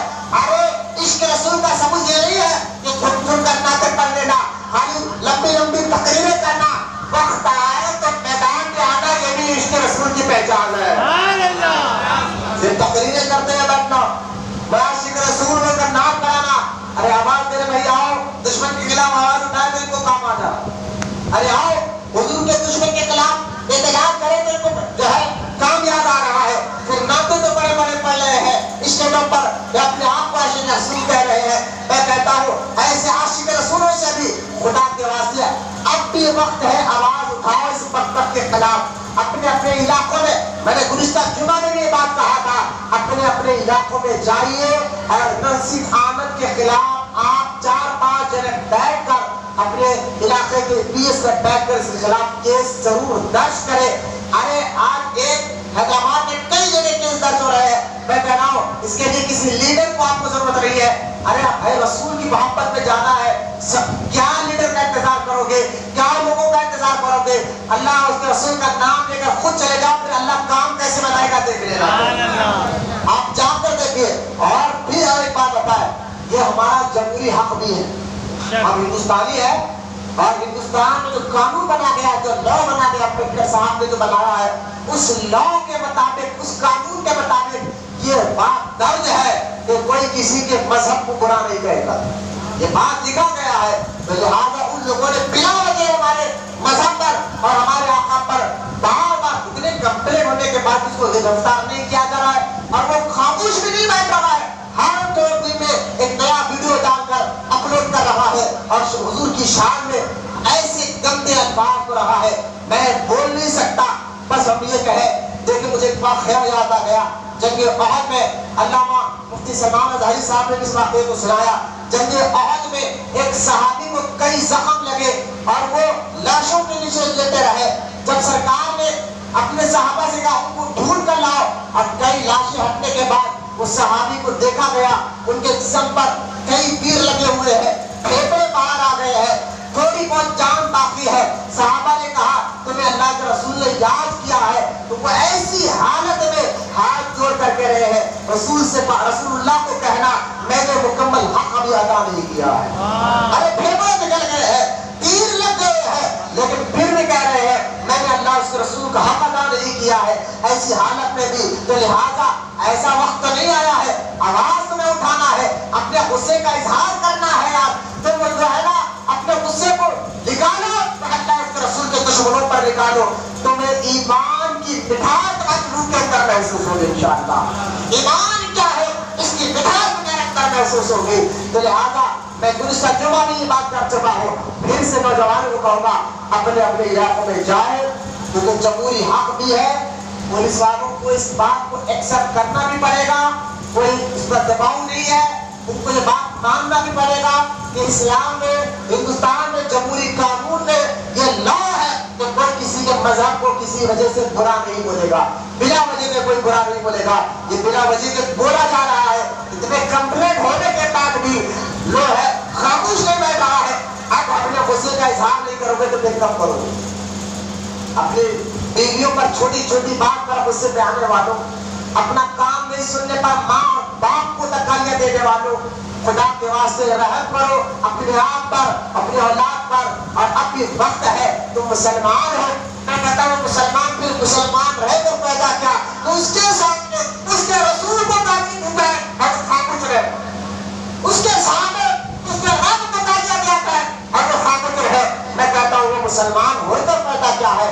مسلمان اگر کچھ کر نہیں سکتا، میں یہ نہیں کہہ رہا کہ آپ احتجاج کرو، میں یہ نہیں کہہ رہا کہ آپ ایسا کام کرو، میں کہہ رہا ہوں آواز تو اٹھا سکتے ہو، آواز تو دے سکتے ہو، احتجاج کا تو ہے، اپنے علاقوں میں بیان درج کرو اور اپنے غصے کا اظہار کرو، تو یہاں غصہ نکالنا اللہ کی عبادت ہے۔ بولے محبت سے سبحان اللہ، اور محبت سے بولیے سبحان اللہ۔ تو لہٰذا میں خیر بات کو بڑا طول دینا نہیں چاہتا کہ ہر آگے بات ختم کروں۔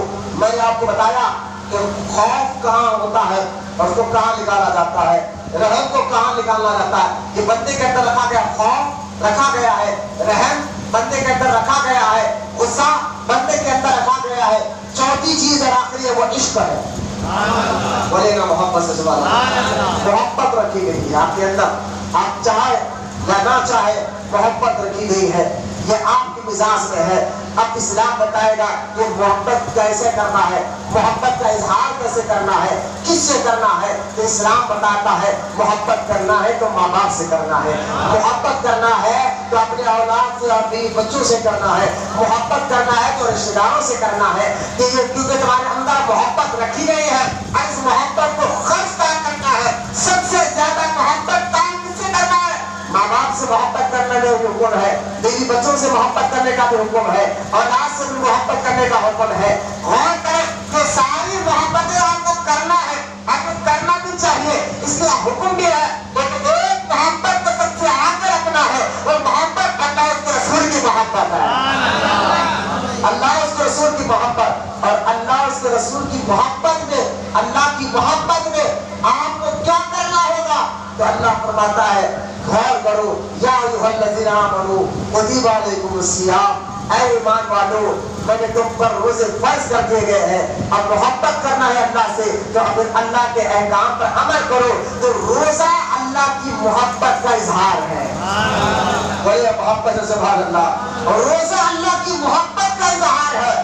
آپ روزہ رکھ رہے ہیں، گویا کہ آپ اس بات کا اظہار کر رہے ہیں مولا میں تیرے احکام پر چل بھی رہا ہوں، میں تیرے بتانے پر چل بھی رہا ہوں، میں تجھ سے محبت بھی کرتا ہوں۔ بولے محبت سے، اور محبت سے میرے سبحان اللہ۔ درود پاک پڑھے مرتبہ، اللهم صل على محبت سے درود پاک پڑھے۔ اللہ آواز پڑھو گی، بار بار ان کو آواز اتر رہی ہے، آپ سست نہ ہو، میری طرف نظر کے دونوں ہاتھ اٹھا کر گئے یا رسول اللہ۔ آپ کو آپ ظاہر بتائیں کہ میں سن رہا ہوں اور اس پر ذرا غور کریں۔ محبت آپ کے اندر رکھی گئی ہے، ادھر نظر رکھیں میری طرف اور میری بات پر ذرا غور کریں۔ محبت آپ کے اندر رکھی ہے تو محبت کا اظہار کرنے کا نام روزہ ہے۔ دیکھیں نا، بندہ اللہ سے محبت کرتا ہے، اگر روزہ ایک ایسی عبادت ہے، چاہتا تو گھر بیٹھ کر کونے میں بیٹھ کر کھا بھی سکتا ہے، لوگوں سے چھپ کر کھا بھی سکتا ہے، لیکن بندہ کہتا ہے کہ لوگوں سے چھپ سکتا ہوں، رب سے نہیں چھپ سکتا، کیونکہ میں رب کی محبت میں روزہ رکھ رہا ہوں، میرا رب مجھے دیکھ رہا ہے، اور اللہ تعالیٰ نے کتنا بڑا انعام بھی عطا کروایا ہے۔ اب غور کرو، قرآن پاک میں اللہ تعالیٰ نے ارشاد فرمایا ان الذین آمنوا وعملوا الصالحات، اللہ قرآن فرماتا ہے بے شک وہ لوگ کامیاب ہے جو ایمان لائے اور اچھے کام لیے جنت ہے، ان کے لیے کیا ہے؟ صبر کرے ان کے لیے کیا ہے؟ اب دیکھیں اچھے کام میں کیا کیا آتے ہیں؟ نماز احکام میں آتے ہیں، اچھے کام میں آتے ہیں، عبادتیں اچھے کام میں آتے ہیں۔ اللہ نے فرمایا تم اچھے کام کرو، احکام پر عمل کرو، میں جنت کا وعدہ کر رہا ہوں، تمہیں جنت عطا فرماؤں گا۔ ایمان والے، ایمان لانے کے بعد اگر تم اچھے کام کرو گے تو اللہ تعالیٰ تمہیں جو ہے عبادتوں میں تمہیں جنت عطا فرمائے گا۔ لیکن مجھے آپ کو ایک بات بتانا یہ ہے، غور سے سنیے میری ایک بات کو، وہ بات یہ ہے کہ اچھے اعمال کا جزا جنت ہے، لیکن روزہ ایسی عبادت ہے۔ بڑے محبت سے سبحان اللہ، مجھے بہت بڑی قسم اللہ مسلم۔ اگر کوئی اٹھ کے جا رہا ہے، ابھی بھی اگر کوئی آپ میں سے کوئی جانا چاہ رہے تو چلے جائیں، ایک خدا کے ایسے ماحول کو خراب مت کریے۔ دوستوں میں پہلوانوں میں تو 4-4 گھنٹے بیٹھ جاتے ہیں، اور اللہ کے گھر میں تھوڑی دیر بیٹھو، نماز کے انتظام میں بیٹھنا بھی عبادت ہے۔ اگر کسی کو ابھی برا جانا ہے تو اٹھ کے چلے جائیے، پرواہ نہیں، لیکن ماحول کو خراب مت کریے، کیونکہ یہاں ذکر ہو رہا ہے اللہ اس کے رسول کا، اس کا سننا انتہائی ادب ضروری ہے آپ کے لیے۔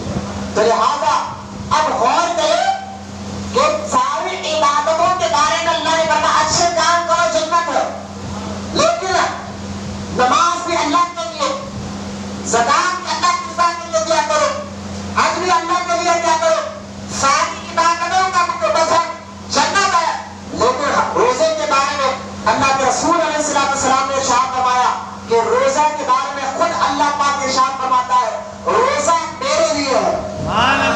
روزہ کیسی عبادت میں بتانا چاہتا ہوں، اللہ کے رسول علیہ السلام فرماتے ہیں روزہ میرے لیے ہے، میں خود، کیونکہ سرکار فرماتے ہیں اللہ یہ کہہ رہا ہے کہ روزہ میرے لیے ہے اور میں خود اس کی جزا دوں گا۔ بولے نا محبت سے سبحان اللہ۔ آپ سمجھے نہیں، مطلب یہ ہے نماز پڑھو گے تو جنت ملے گی، زکات تو اللہ کی راہ میں خیر خیرات کرو گے جنت ملے گی، حج کرو تو وہ ساری عبادتیں اللہ کے لیے ہے، لیکن روزہ بھی اللہ کے لیے ہے۔ لیکن اللہ فرماتا ہاں روزہ رکھو گے تو جنت والا خود مل جائے گا۔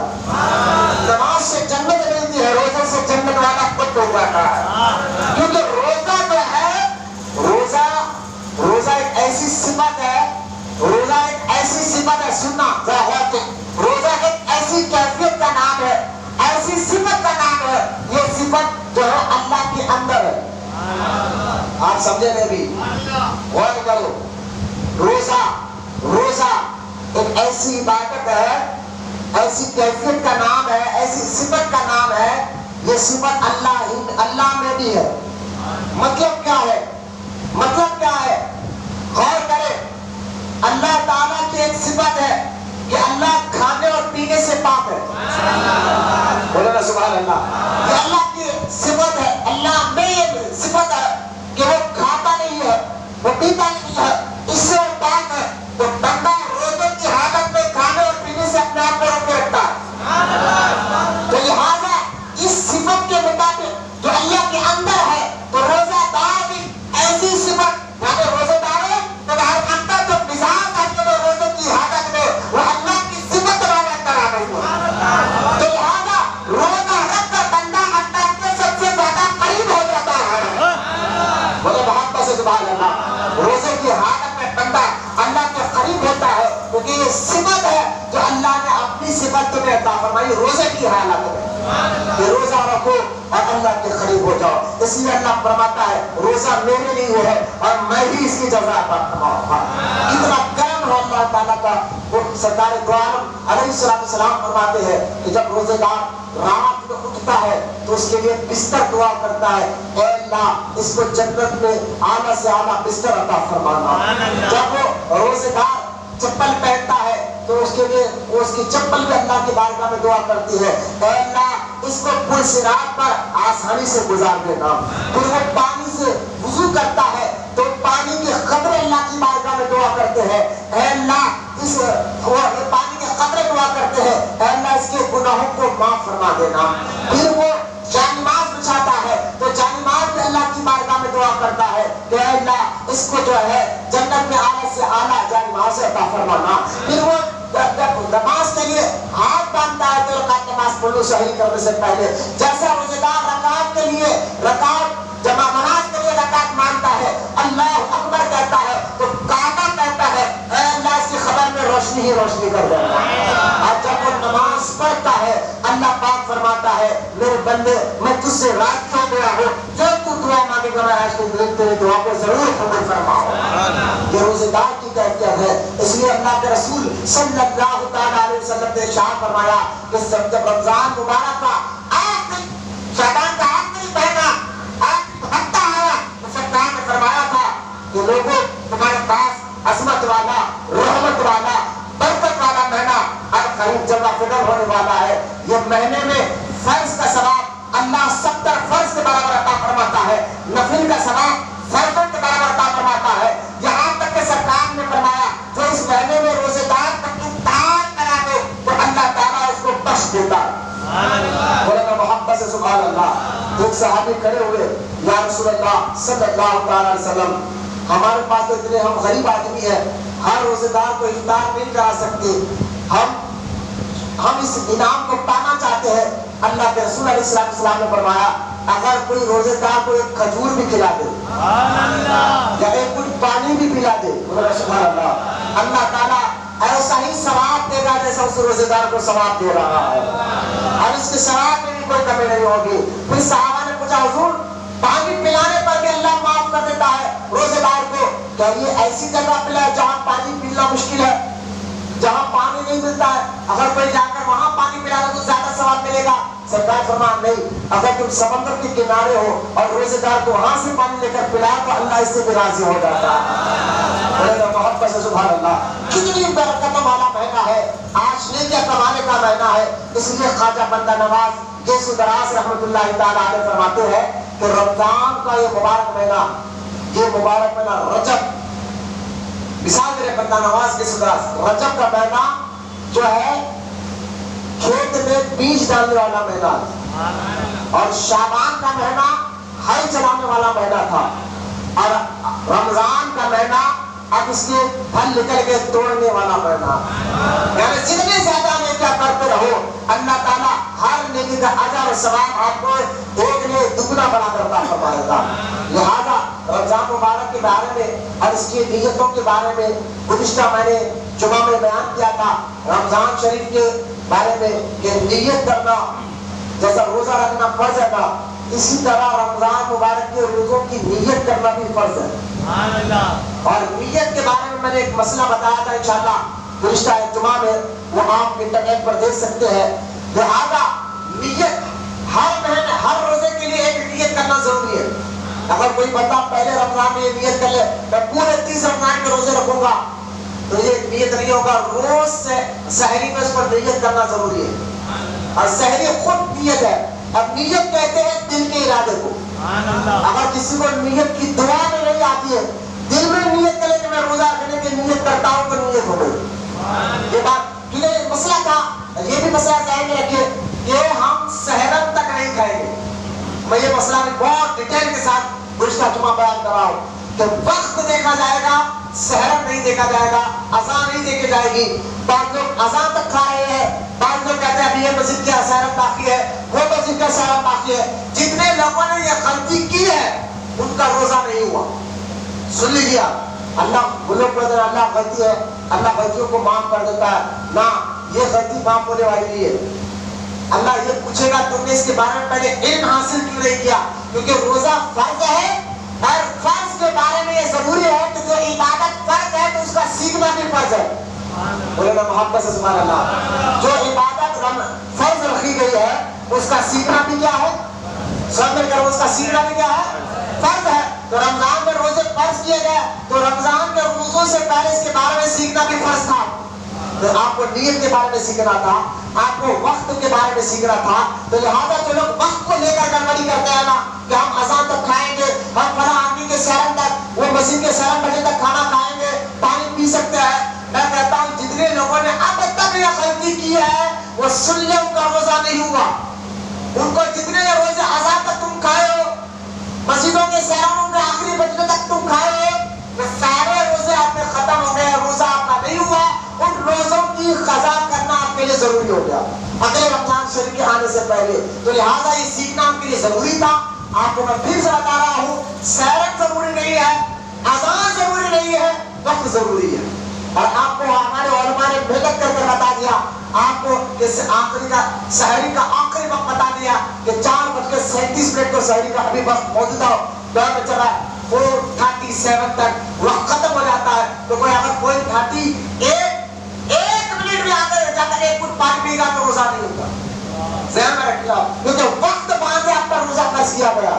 वक्त की अहमियत को समझो, जो रोजा जो है वक्त पानी आपका कर्ज कर दिया गया है। तो लिहाजा रोजे के बारे में, वक्त के बारे में भी आप ख्याल रखें। और साथ ही साथ रोजा किन चीजों से टूटता है, किन चीजों से नहीं टूटता है, किन को रोजा रखना जरूरी है, किन को रोजा रखना जरूरी नहीं है, मैंने ये बता दिया।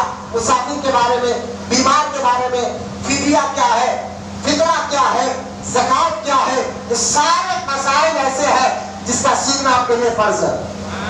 इसे मौलाना लोगों को मालूम करना नहीं है, आपके लिए भी सीखना फर्ज है। इंशाअल्लाह मैं नियत के बारे में कहा हूँ, वक्त के बारे में कहा हूँ। गुज़िश्ता जुमा में कौन सा बीमार रोजा नहीं रख सकता, इसके बारे में मैंने कहा था।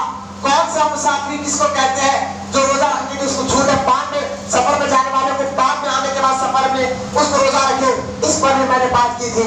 लिहाजा आज मैं बात को रोक रहा हूँ क्योंकि आज तीसरा रोजा है और 10 मिनट मेरे अंदर बाकी और बयान खत्म करने के लिए बाकी है।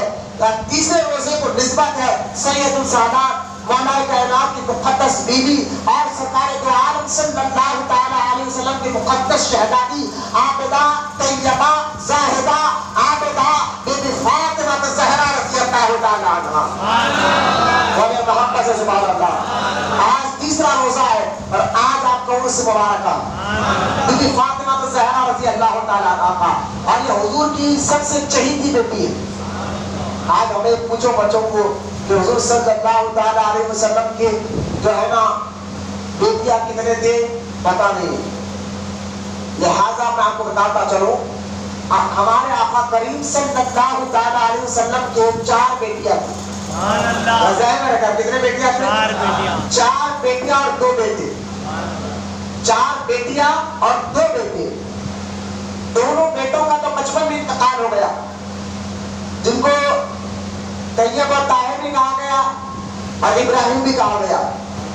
लिहाजा 2 बेटे रहा और 4 बेटे 2 बेटियां, यानी 4 बेटियां 2 बेटे सरकार दो आलम सल्लल्लाहु तआला अलैहि वसल्लम के मुक़द्दस बीवी बीबी खदीजा कुबरा से थी। हमारे आका करीम सल्लल्लाहु तआला अलैहि वसल्लम ने 11 शादियां की है और इंशाअल्लाह मैंने गुज़िश्ता साल 10 रमजान मुबारक को बीबी खदीजा कुबरा के यौम में बताया था कि हमारे नबी ने 11 शादियां क्यों की और उसकी वजह क्या थी।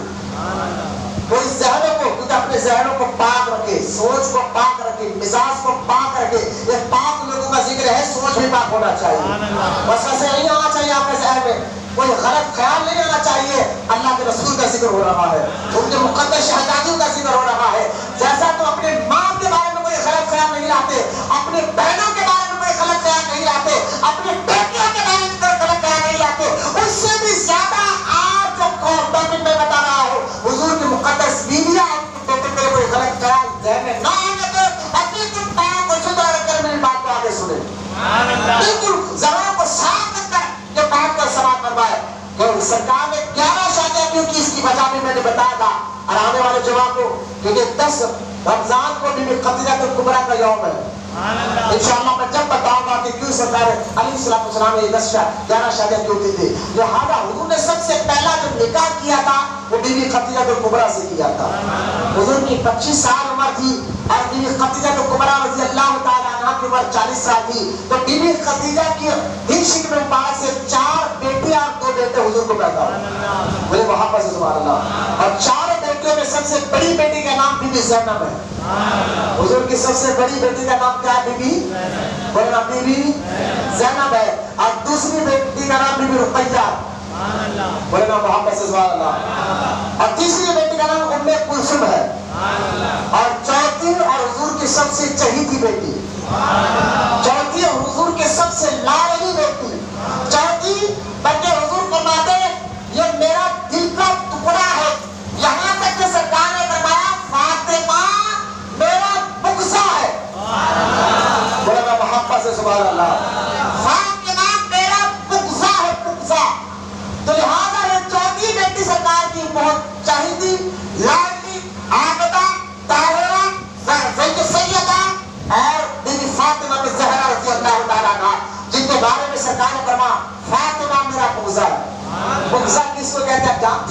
اب کہ جب عورت کو حمل ٹھہرتا ہے اور وہ حمل 4 مہینے کا ہو جاتا ہے تو فرشتہ آتا ہے اللہ کے حکم سے، اور اس عورت کے پیٹ میں جو 4 مہینے کا حمل ہے، جو گوشت کا ٹکڑا ہے، اس کے اندر اللہ تعالیٰ کے حکم سے فرشتہ آ کر روح ڈالتا ہے۔ بولے سبحان اللہ۔ یہ 4 مہینے کا حمل ہوتا ہے اور جب گوشت کا ٹکڑا پیٹ میں بن جاتا ہے، اب اللہ کا حکم ہوتا ہے فرشتے کو، صحیح بخاری کے حدیث پاک ہے، فرشتے کو اللہ کا حکم ہوتا ہے، وہ اللہ کے حکم سے فرشتہ آ کر اس ٹکڑے کے گوشت کے اس لوتڑے کے اندر روح کو ڈالتا ہے، جان کو ڈالتا ہے، اس کو کہتے ہیں بغضہ۔ بولے میں سبحان اللہ۔ اور سرکار کیا فرما رہے ہیں، حضور کیا فرما رہے ہیں، فاطمہ میرا بغضہ ہے۔ بولے میں سبحان اللہ۔ مطلب یہ ہوا کہ فاطمہ میری جان ہے، فاطمہ میری جان ہے۔ اب غور کریں، وہ خاتون جنت بی بی فاطمہ زہرا رضی اللہ تعالیٰ عنہا، جن کی محبت کے بارے میں سرکار خود فرماتے ہیں، اے اللہ جو فاطمہ سے محبت کرے اور جو ان کے بیٹے حسن اور حسین سے محبت کرے، اے اللہ تو بھی اسے محبت کرنا، تو بھی اسے محبت کرنا۔ پہلے تو یہ دیکھیے کہ حضور سے محبت کرتا ہے، اس کے ہی بارے نیارے ہو جاتے ہیں۔ جو عاشق رسول ہوتا ہے، ذرا اس کو عمران کو ہاتھ دو، اے ہوشیار ہے، لوری نہیں ایک بیان چل رہا ہے، جا کے منہ پہ پانی میں لے گا، جاؤ 2 دن بعد پڑھے پڑھنا بات۔ اللهم صل على سيدنا محمد۔ بالکل ظاہر کو ظاہر کرتے ہوئے دل کو اپنے اندر سے نیند کو بھگاتے ہوئے بات کو حیرت سے سنو۔ سرکار دو عالم صلی اللہ تعالی علیہ وسلم کی محبت ہر مسلمان پر فرض کر دی گئی ہے۔ حضور سے محبت کرنا ہر مسلمان کے لیے ضروری ہے، اور جو حضور سے واقعی محبت کرتے ہیں، آپ دیکھ لو آپ کا سال ہو گیا لوگ رسالت کو نہیں بول رہے ہیں، 900 سال آپ کا سال ہو گیا لوگ رسالت کو نہیں بول رہے ہیں، 400 سال ہو گیا لوگ جو ہے یوسف کے بابا کو نہیں بول رہے ہیں، 300 سال ہو گیا لوگ اپنے نانا شہید کو نہیں بول رہے ہیں۔ تو یہ حضور سے سچی محبت کرنے والے ہوتے ہیں۔ اگر حضور سے محبت کرنے والوں کے بارے نیارے ہو جاتے ہیں اور حضور سے محبت کرنا فرض ہے، مجھے بتائیے حضور کی محبت کا یہ کمال ہے کہ جس سے حضور خود محبت کرتے ہو۔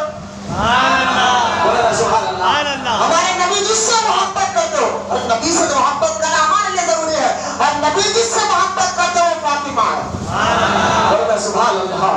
وہ بھی فاطمہ زہرا رضی اللہ تعالیٰ عنہا ہے۔ سرکار نے فرمایا فاطمہ میرا بغضہ ہے۔ بولے میں محبت سے سبحان اللہ۔ اور سرکار فرماتے ہیں اللہ فاطمہ اور ان کے بیٹے سے محبت کرنے والوں سے تو بھی محبت کر۔ لہذا بی بی فاطمہ زہرا رضی اللہ تعالیٰ عنہا جب پیدا ہوئے تو سرکار نے ان کا نام بھی فاطمہ رکھا۔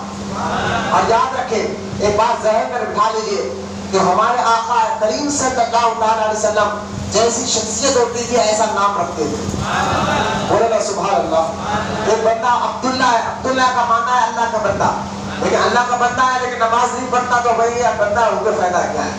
تو اللہ کی عبادت نہ کرو، اللہ اور اس کے رسول کی اطاعت نہ کرو، لہذا نام ایسا رکھو کہ جیسی مزاج ہے ایسا نام بھی ہونا چاہیے، جیسی فکر ہے ایسا نام بھی ہونا چاہیے۔ تو سرکار دو عالم صلی اللہ تعالی وسلم کی یہ عادت مبارکہ تھی کہ اپنے اولاد کا نام ہی ایسا رکھتے تھے جیسے اس کی مزاج ہو، جیسی اس کی فکر ہو۔ تو اللہ کے رسول علیہ السلام نے اپنی سب سے چھوٹی بیٹی کا نام، لاڈلی بیٹے کا نام فاطمہ رکھا۔ فاطمہ لغت کا مطلب ہے، عربی ڈکشنری میں جائے فاطمہ کا معنی اگر آپ دیکھیں، فاطمہ کہتے ہیں دور کرنے والے، دور ہونے والے کو۔ جو عورت اپنے بچے کو، جب بھائی حکم شریعت ہے کہ 3 سال سے پہلے اور ماں کو ضروری ہے کہ بچے کا دودھ چھڑائے، بچے کا دودھ چھڑائے، تو لہٰذا جو عورت اپنے بچے کو دودھ چھڑاتی ہے اس کو فاطمہ کہتے ہیں، دور کرنے والے، بچے کو دودھ چھڑانے والے، دور کرنے والے۔ تو سرکار دو عالم علیہ السلام نے اپنے بیٹی کا نام فاطمہ اس لیے رکھا، خود سرکار فرماتے ہیں کہ میں نے اپنی بیٹی کا نام فاطمہ اس لیے رکھا کہ اللہ تعالیٰ نے فاطمہ کو پیدا ہونے والے قیامت تک اس کی اولاد کو اور اس سے محبت کرنے والوں کو اللہ نے دوزخ سے دور رکھ دیا ہے۔ بولے محبت سے سبحان اللہ۔ جو بی بی فاطمہ کو اور قیامت تک ان کی اولاد کو اور ان سے محبت کرنے والے شخصیت کو اللہ نے دوزخ سے دور رکھا ہے، اس لیے فاطمہ وہ جو دور رکھا ہے. ذہنوں کو پاک کرتے جائے اور سبحان اللہ بولتے بولتے وہ ایک ایک لفظ کو سنتے جائے. اللہ کے رسول صلی اللہ تعالیٰ علیہ وسلم نے ارشاد فرمایا فاطمہ میرے جگر کا ٹکڑا ہے, فاطمہ میرا مغزا ہے. سرکار یہاں تک فرماتے ہیں فاطمہ میرا ٹکڑا ہے. مطلب کیا ہے؟ میں طہارت ہوں تو طہارت کا ٹکڑا فاطمہ ہے. میں قرآن ہوں, قرآن کی تفسیر فاطمہ ہے. فاطمہ میرا عکس ہے. اس لیے بی بی عائشہ صدیقہ رضی اللہ تعالیٰ عنہا سارے مسلمانوں کی بات کہتی تھی. سننا بی بی عائشہ صدیقہ کون؟ جو سرکار دو عالم صلی اللہ تعالیٰ علیہ وسلم کی مقدس بیوی ہے. اور یہی بی بی عائشہ صدیقہ جو بی بی فاطمہ کے بارے میں اگر کسی نے سب سے زیادہ بی بی فاطمہ کے مزاج کو, بی بی فاطمہ کے اخلاق کو, بی بی فاطمہ کے عظمت کو اگر کو سب سے زیادہ کسی نے بیان کیا ہے وہ سیدہ عائشہ صدیقہ ہے. بولے گا محبت سے سبحان اللہ. آج شیعہ جو ہے نا معاذ اللہ بی بی عائشہ صدیقہ کو گالیاں دیتے ہیں. ہم سنی وہ ہے جو صحابہ سے بھی محبت کرتے ہیں اور نبی کے گھر والوں سے بھی محبت کرتے ہیں. سب سے زیادہ حضور کے لیے لعنتی بیٹی بی بی فاطمہ زہرا رضی اللہ تعالیٰ عنہا کے مزاج کو, اخلاق کو, آداب کو, عظمت کو بیان کرنے والی ہے تو سیدہ عائشہ صدیقہ تمام مسلمانوں کی مقدس ماں ہے. سیدہ عائشہ صدیقہ رضی اللہ تعالیٰ عنہ فرماتی ہے کہ دیکھو اگر جیسے میرے سرکار صلی اللہ علیہ وسلم غور سے سنا بی بی عائشہ صدیقہ کیا کہتی ہے, جیسا میرے اور آپ کے نبی چلتے تھے, جیسے میرے آقا علیہ السلام اٹھتے تھے بیٹھتے تھے, جیسا ہمارے نبی بات کرتے تھے, جیسے میرے نبی دیکھتے تھے, جیسے ہمارے نبی بولتے تھے, جیسے میرے نبی کے ہاتھ اور پیر جیسا ہلتے تھے. بی بی عائشہ صدیقہ فرماتی ہے ہو بہو یہی مزاج بی بی فاطمہ کے اندر تھا. سبحان اللہ. اما عائشہ صدیقہ کہتی ہے کہ جیسے میرے سرکار کے بولنے کا انداز تھا ایسا فاطمہ بی بی فاطمہ کے بولنے کا انداز تھا. جیسے میرے سرکار کے چلنے کا انداز تھا ایسے ہی بی بی فاطمہ کا چلنے کا انداز تھا. جیسے میرے سرکار کے ہاتھ اور پیر تھے اسی طرح کا ہو بہو مشابہت بی بی فاطمہ کے اندر تھی. پھر سیدہ عائشہ صدیقہ کہتی ہے خدا کی قسم بی بی عائشہ صدیقہ کہتی ہے میں نے بار بار اپنی آنکھوں سے دیکھا جب بھی بی بی فاطمہ حضور سے ملے, حضور کی بارگاہ میں آتی تو اللہ کے رسول بی بی فاطمہ کو دے کر اٹھ کر کھڑے ہو جاتے. سبحان اللہ. اور محبت سے بولے سبحان اللہ. بی بی فاطمہ کے طور پر سرکار قرآن میں سلام کھڑے ہو جاتے. سرکار بی بی فاطمہ حضور کا ہاتھ, بی بی فاطمہ کا ہاتھ بھی چومتے اور جس جگہ پہ حضور بیٹھے ہوتے اس جگہ پر بی بی فاطمہ کو بٹھا کر خود بات بیٹھ جاتے. بولے گا محبت سے سبحان اللہ.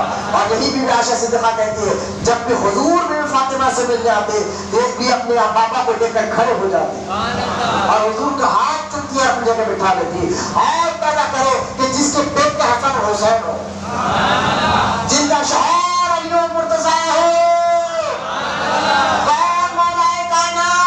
جن کو کہا گیا ہے کہ ولیوں کا سردار کا نام علی مرتضیٰ ہے. کون حسن حسین ان کے بارے میں کہا گیا جنتی نوجوانوں کے سردار کا نام حسن حسین ہے. شہر ولیوں کا امام, ولیوں کا سردار, بیٹے جنتی نوجوانوں کے سردار, بی بی فاطمہ جنتی عورتوں کے سردار. ارے یار محبت سے بولے سبحان اللہ. اسی طرح حضور بھی خوش ہوتے ہیں. سرکار مدینے میں دیکھ رہے ہوتے کہ میری بیٹی کا ذکر ہو رہا ہے, اگر حضور خوش ہو گئے تو اللہ بھی راضی ہو جاتا ہے.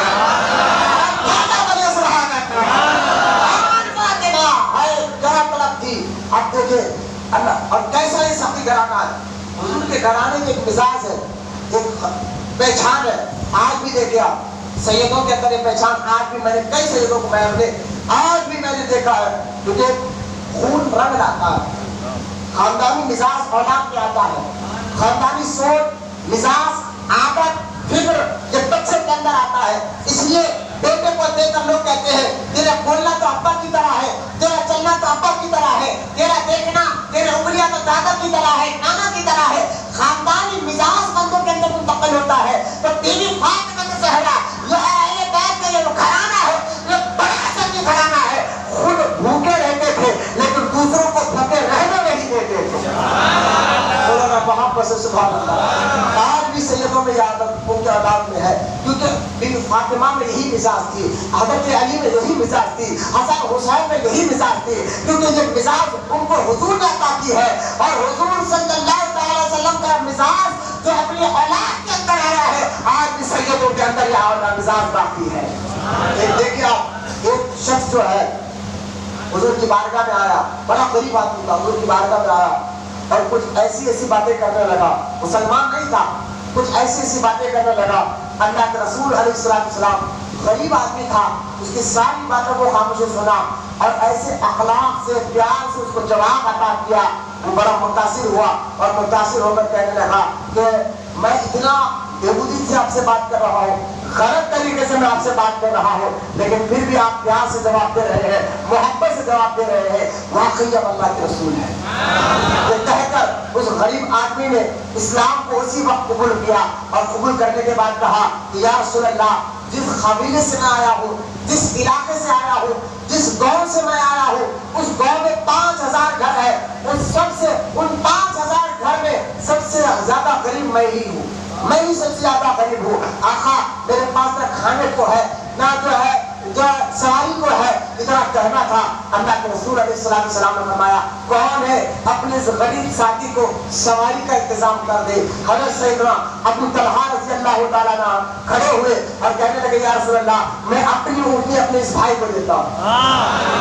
سبحان اللہ، بولو محبت سے سبحان اللہ۔ کیا سخاوتی صحابہ کرام، اس لیے سرکار نے فرمایا ایک مسلمان دوسرے آپس میں بھائی ہے، اور سرکار یہاں تک ہے فرما کہ تم مسلمان آپس میں ایک عمارت کی طرح ہو، بلکہ فرما ایک جسم کی طرح ہو، جسم میں کہیں پر بھی مار لگے پورے جسم کو تکلیف پہنچتی ہے، اسی طرح مسلمان کو کہیں بھی تکلیف ہو تو سارے مسلمانوں کو اپنے اندر تکلیف محسوس ہونا چاہیے، کیونکہ تم ایک جسم کی طرح ہو۔ جو عاشق رسول مسلمان ہے وہ ایک جسم کی طرح ہے۔ غور سے سنیں، ابو طلحہ رضی اللہ تعالیٰ عنہ نے کھڑے ہو کر کہا حضور میں اپنی اونٹنی دیتا ہوں۔ ایک صحابی نے کہا حضور میں اپنے کپڑے ان کو دیتا ہوں۔ سرکار نے فرمایا کون ہے کہ میرے اس غلام کو کھانا کھلاتے؟ حضرت سلمان فارسی رضی اللہ تعالیٰ عنہ کھڑے ہوئے، حضور میں بھی تو کھانے کا انتظام کرتا ہوں۔ وہ گئے سلمان فارسی رضی اللہ تعالیٰ عنہ، ان کو سرکار فرماتے تھے سلمان میرا گھر کے اہل بیت سے ہے۔ بولو سبحان اللہ۔ سلمان فارسی کو سرکار فرماتے تھے یہ میری اہل بیت سے میرے گھر والے ہیں۔ تو سلمان فارسی رضی اللہ تعالیٰ عنہ گئے اور دوڑتے ہوئے بی فاطمہ کے گھر گئے اور دروازہ کھٹکھٹایا، گھر کا ماں بی فاطمہ سے کہا کہ ایک مہمان آیا ہوا رسول پاک کے پاس، وہ بھوکا ہے، اس کو کھانے کو کچھ چاہیے، وہ بھوکا ہے، اس کے کھانے کو کچھ چاہیے۔ بی فاطمہ میں کیا کہوں، وہ خود فرماتے ہیں اے سلمان 4 دن ہو گئے ہمارے گھر میں چولہا نہیں سلگا، 4 دن ہو گئے ہمارے گھر میں کچھ چولہا نہیں سلگا۔ دیکھیں فاطمہ تمام ولیوں کی سردارہ ہے، تمام ان کے شوہر تمام ولیوں کے امام ہے، آپ کہیں گے ان کے گھر میں 4 دن چولہا نہیں سلگتا تھا، یہ کیوں؟ میں آپ کو بتانا چاہتا ہوں یہ جو غریبی ہے، یہ جو فقیری ہے، یہ جان بوجھ کر آئی نہیں ہے، اس کو جان بوجھ کر اختیار کیا گیا ہے۔ محبت سے سبحان اللہ۔ ورنہ میں اگر خاتون جنت چاہتی نگاہ اٹھاتی تو اللہ خزانے اگال دیتا۔ ارے جن کی اولاد میں غریب نواز ہو، جن کی اولاد میں غوث اعظم ہو، جن کے بیٹے غوث اعظم ہو، جن کا بیٹا غریب نواز ہو، ان کی ماں بھی فاطمہ کے اندر کیسی روحانیت تھی ہوگی؟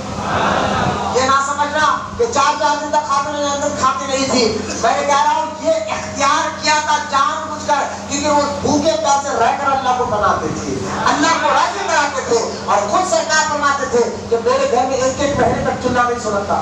وہاں بھی کہنے لگے دیکھو نبی کے گھر میں 1 مہینہ چولہا نہیں سلگتا تھا۔ میں نے کہا یہ تو حدیث ہے، سرکار نے یہ کہا کہ میرے گھر میں 1 مہینہ چولہا نہیں سلگتا تھا، بالکل یہ حدیث مبارکہ ہے، لیکن ساتھ ہی ساتھ سرکار نے یہ بھی فرمایا اگر میں چاہوں تو عہد پہاڑ کو سونا بنا کر ساتھ لے کر چل سکتا ہوں۔ میں نے کہا یہ بھی تو حدیث لوگوں کو بتانا کہ سرکار عہد کا پہاڑ ابھی اب تک کٹا کر 8 کلومیٹر تک ہے، اب تک کٹا کر، حضور کے دور میں تو اور بڑا تھا، اب تک کٹا کر مدینہ منورہ بہت گہرا شہر بڑا ہے، تو عہد پہاڑ آج 8 کلومیٹر تک پھیلا ہوا ہے۔ سوچو حضور کے دور میں 12-13 کلومیٹر تک پھیلا ہوا تھا۔ سرکار نے کہا اگر میں چاہوں تو اللہ میرے لیے عہد پہاڑ کو سونا بنا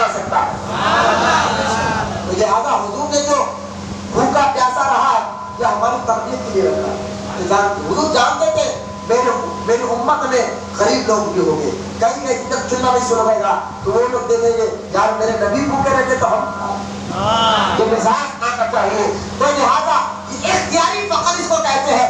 لیکن فاطمہ زہرا 4 دن تک بھوکے پیاسے, خود کہتے ہیں سلمان 4 دن ہو گیا ہے کھانے کچھ نہیں ہے, لیکن ہاں ہمارا گھرانہ ایسا ہے جو آتا اس کو خالی ہم نہیں بجاتے. بولو سیدوں کے مزاج آج بھی میں نے دیکھے, خود میں نے کئی بار آسمان سیدوں کو کھانے کو کچھ نہیں رہتا لیکن غریب مدد کے لیے جائے تو ضرور مدد کر دیتے. دیکھا ہے اب بیوی فاطمہ نے کہا گھر تو ہمارا ایسا ہے, اے سلمان خالی تو ہم بھیج نہیں سکتے. اپنی چادر مبارک نکال کر دی, کہا جاؤ ارے چادر فلاں یہودی کو کہنا رحم میں رکھ کر کچھ گھیوں دے دے, 2 یا 3 روٹی بنائے کرے تاکہ میں روٹی بنا کر اس غریب کو اس کا پیٹ بھر دوں. بی بی فاطمہ زہرا اپنی چادر دیتے ہیں. سلمان فارسی بی بی فاطمہ کی چادر لے کر یہودی کے پاس جا کے کہتے ہیں یہ خاتون جنت بی بی فاطمہ کی چادر ہے, اس چادر کو رکھ لے. ہائے میں کیا کہوں اس چادر کے بارے میں جس کے بارے میں احادیث پاک میں آتا ہے کہ چادر مبارک بھی ایسی ہے کہ آج تک بی بی فاطمہ کی چادر کبھی فرشتوں نے نہیں دیکھا ہے. کیسا پردہ ہے بی بی خاتون جنت کا. حدیث مبارک میں آتا ہے قیامت کا دن ہوگا اور اللہ تعالیٰ ندا کرے گا لوگوں نگاہیں نیچی کر لو, نگاہیں نیچی کر لو. بی بی فاطمہ کی سواری جاتی باقی طیبہ طاہرہ عابدہ زاہدہ کیا کہوں. بی بی فاطمہ زہرا نے وہ چادر دی, سلمان فارسی یہودی کو چادر دی اور دے کر کہنے لگے کچھ گھر دیتے رحم میں رکھ کر. وہ یہودی کہنے لگے چادر ہے کس کی؟ بھائی رسول اللہ کی بیٹی کی چادر, بی بی فاطمہ کی چادر ہے. یہودی نے کہا رکھا کیوں جا رہا ہے؟ تو سلمان فارسی کہتے ہیں ہمارے یہاں ایک بھوکا آدمی آیا ہے اس کو کھانا کھلانا. بولو سبحان اللہ, اس کو کھانا کھلانا ہے. وہ یہودی رونے لگا, یا رسول اللہ کی بیٹی خود بھوکے رہ کر ان کا گھرانہ ایسا ہے کہ چادر رکھ کر دوسروں کو کھلانا چاہتے. میں نے تو اپنی کتاب توریت میں پڑھا تھا نبی کے گھر والے ایسے ہی ہوتے ہیں. بولو سبحان اللہ. یہودی نے کہا سلمان گواہ رہنا میں بی فاطمہ کی اس مزاج کو ہی دیکھ کر اسلام قبول کرتا ہوں. بولو سبحان اللہ. اسی مزاج کو دیکھ کر اسلام قبول کرتا ہوں. کلمہ پڑھا ہوں یہودی اسلام میں داخل ہوا اور چادر بھی واپس کیا, گھر بھی دیا اور بی فاطمہ کو پاس سلمان فارسی نے لا کر سارا واقعہ سنایا. بی فاطمہ نے اپنے نورانی ہاتھ سے اس یہودی کے لیے جو مسلمان ہو چکا تھا دعا کی اور روٹی بنا کر جو ہے سرکار کی بارگاہ میں پہنچا دی. یہ اہل بیت کا گھرانہ ہے. اللہ قرآن میں فرماتا ہے قل لا اسألکم علیہ اجرا الا المودۃ فی القربى. اے محبوب کہہ دو اپنے غلاموں سے کہ آپ کے گھر والوں سے محبت کریں. یہ اللہ کہہ رہا ہے. بولو سبحان اللہ. قرآن میں اللہ خود کہہ رہا ہے الا المودۃ فی القربى. آپ کے گھر والوں سے محبت کرو. گھر والوں سے محبت کا فائدہ کیا ہوگا؟ سرکار فرماتے ہیں جو میرے گھر والوں کی محبت میں مرتا ہے اللہ اس کو جنت میں داخل فرماتا ہے. محبت سے سبحان اللہ. میرے فاطمہ زہرا رضی اللہ تعالیٰ عنہ حضور کی دنیا سے جانے کے بعد سب سے پہلے حضور کے گھرانے میں اگر کسی کا انتقال ہوا ہے تو وہ بی بی فاطمہ کا ہوا رضی اللہ تعالیٰ عنہ. ان کی رضا میں اللہ اس کے رسول کی رضا کی, ان کی ناراضگی میں اللہ اس کے رسول کی ناراضگی ہے. تو حضور کے اہل بیت ہے. آج تیسرا روزہ ہے, ضرور اپنے گھروں میں ان کے نام پر فاتحہ دلائے, دعائیں مانگے اللہ تعالیٰ ان کے وسیلے سے ہماری بخشش فرمائے گا انشاءاللہ. 3 رمضان مبارک کو جنت البقیع میں آپ کا مزار مبارک مدینہ منورہ میں موجود ہے. آئیے اسی خاتون جنت بی بی فاطمہ زہرا رضی اللہ تعالیٰ عنہا کا وصیہ لے کر اللہ کی بارگاہ میں دعا کرتے ہیں اے اللہ ہماری دعاؤں کو تو قبول فرما, خاتون جنت کے صدقے کو قبول فرما. بی بی فاطمہ زہرا رضی اللہ تعالیٰ عنہا کا صدقہ مولا اسلام میں جتنے مسلمان اسلامی بہنیں ہیں والا ان کو پردے کی توفیق عطا فرما, ان کی عصمت ان کی عزت کی حفاظت فرما, ان بچوں کو سچا عاشق رسول بناتے والا, دین سے محبت کرنے والا بناتے والا, اللہ اس کے رسول سے محبت کرنے والا بنانے والا, ہمیں بھی سچا عاشق رسول بنا والا. قیامت تک ہماری نسلوں میں عاشق رسول کو پیدا فرما. جتنے دیر سے بوڑھے بچے نوجوان جہاں بیٹھے مولا ان کے بیٹھنے کو قبول فرما. ان کے اندر جو پریشان ہے ان کی پریشانیوں کو ختم فرما, ان کی مصیبتوں کو ختم فرما, ان میں سے جو بیمار کو صحت عطا فرما.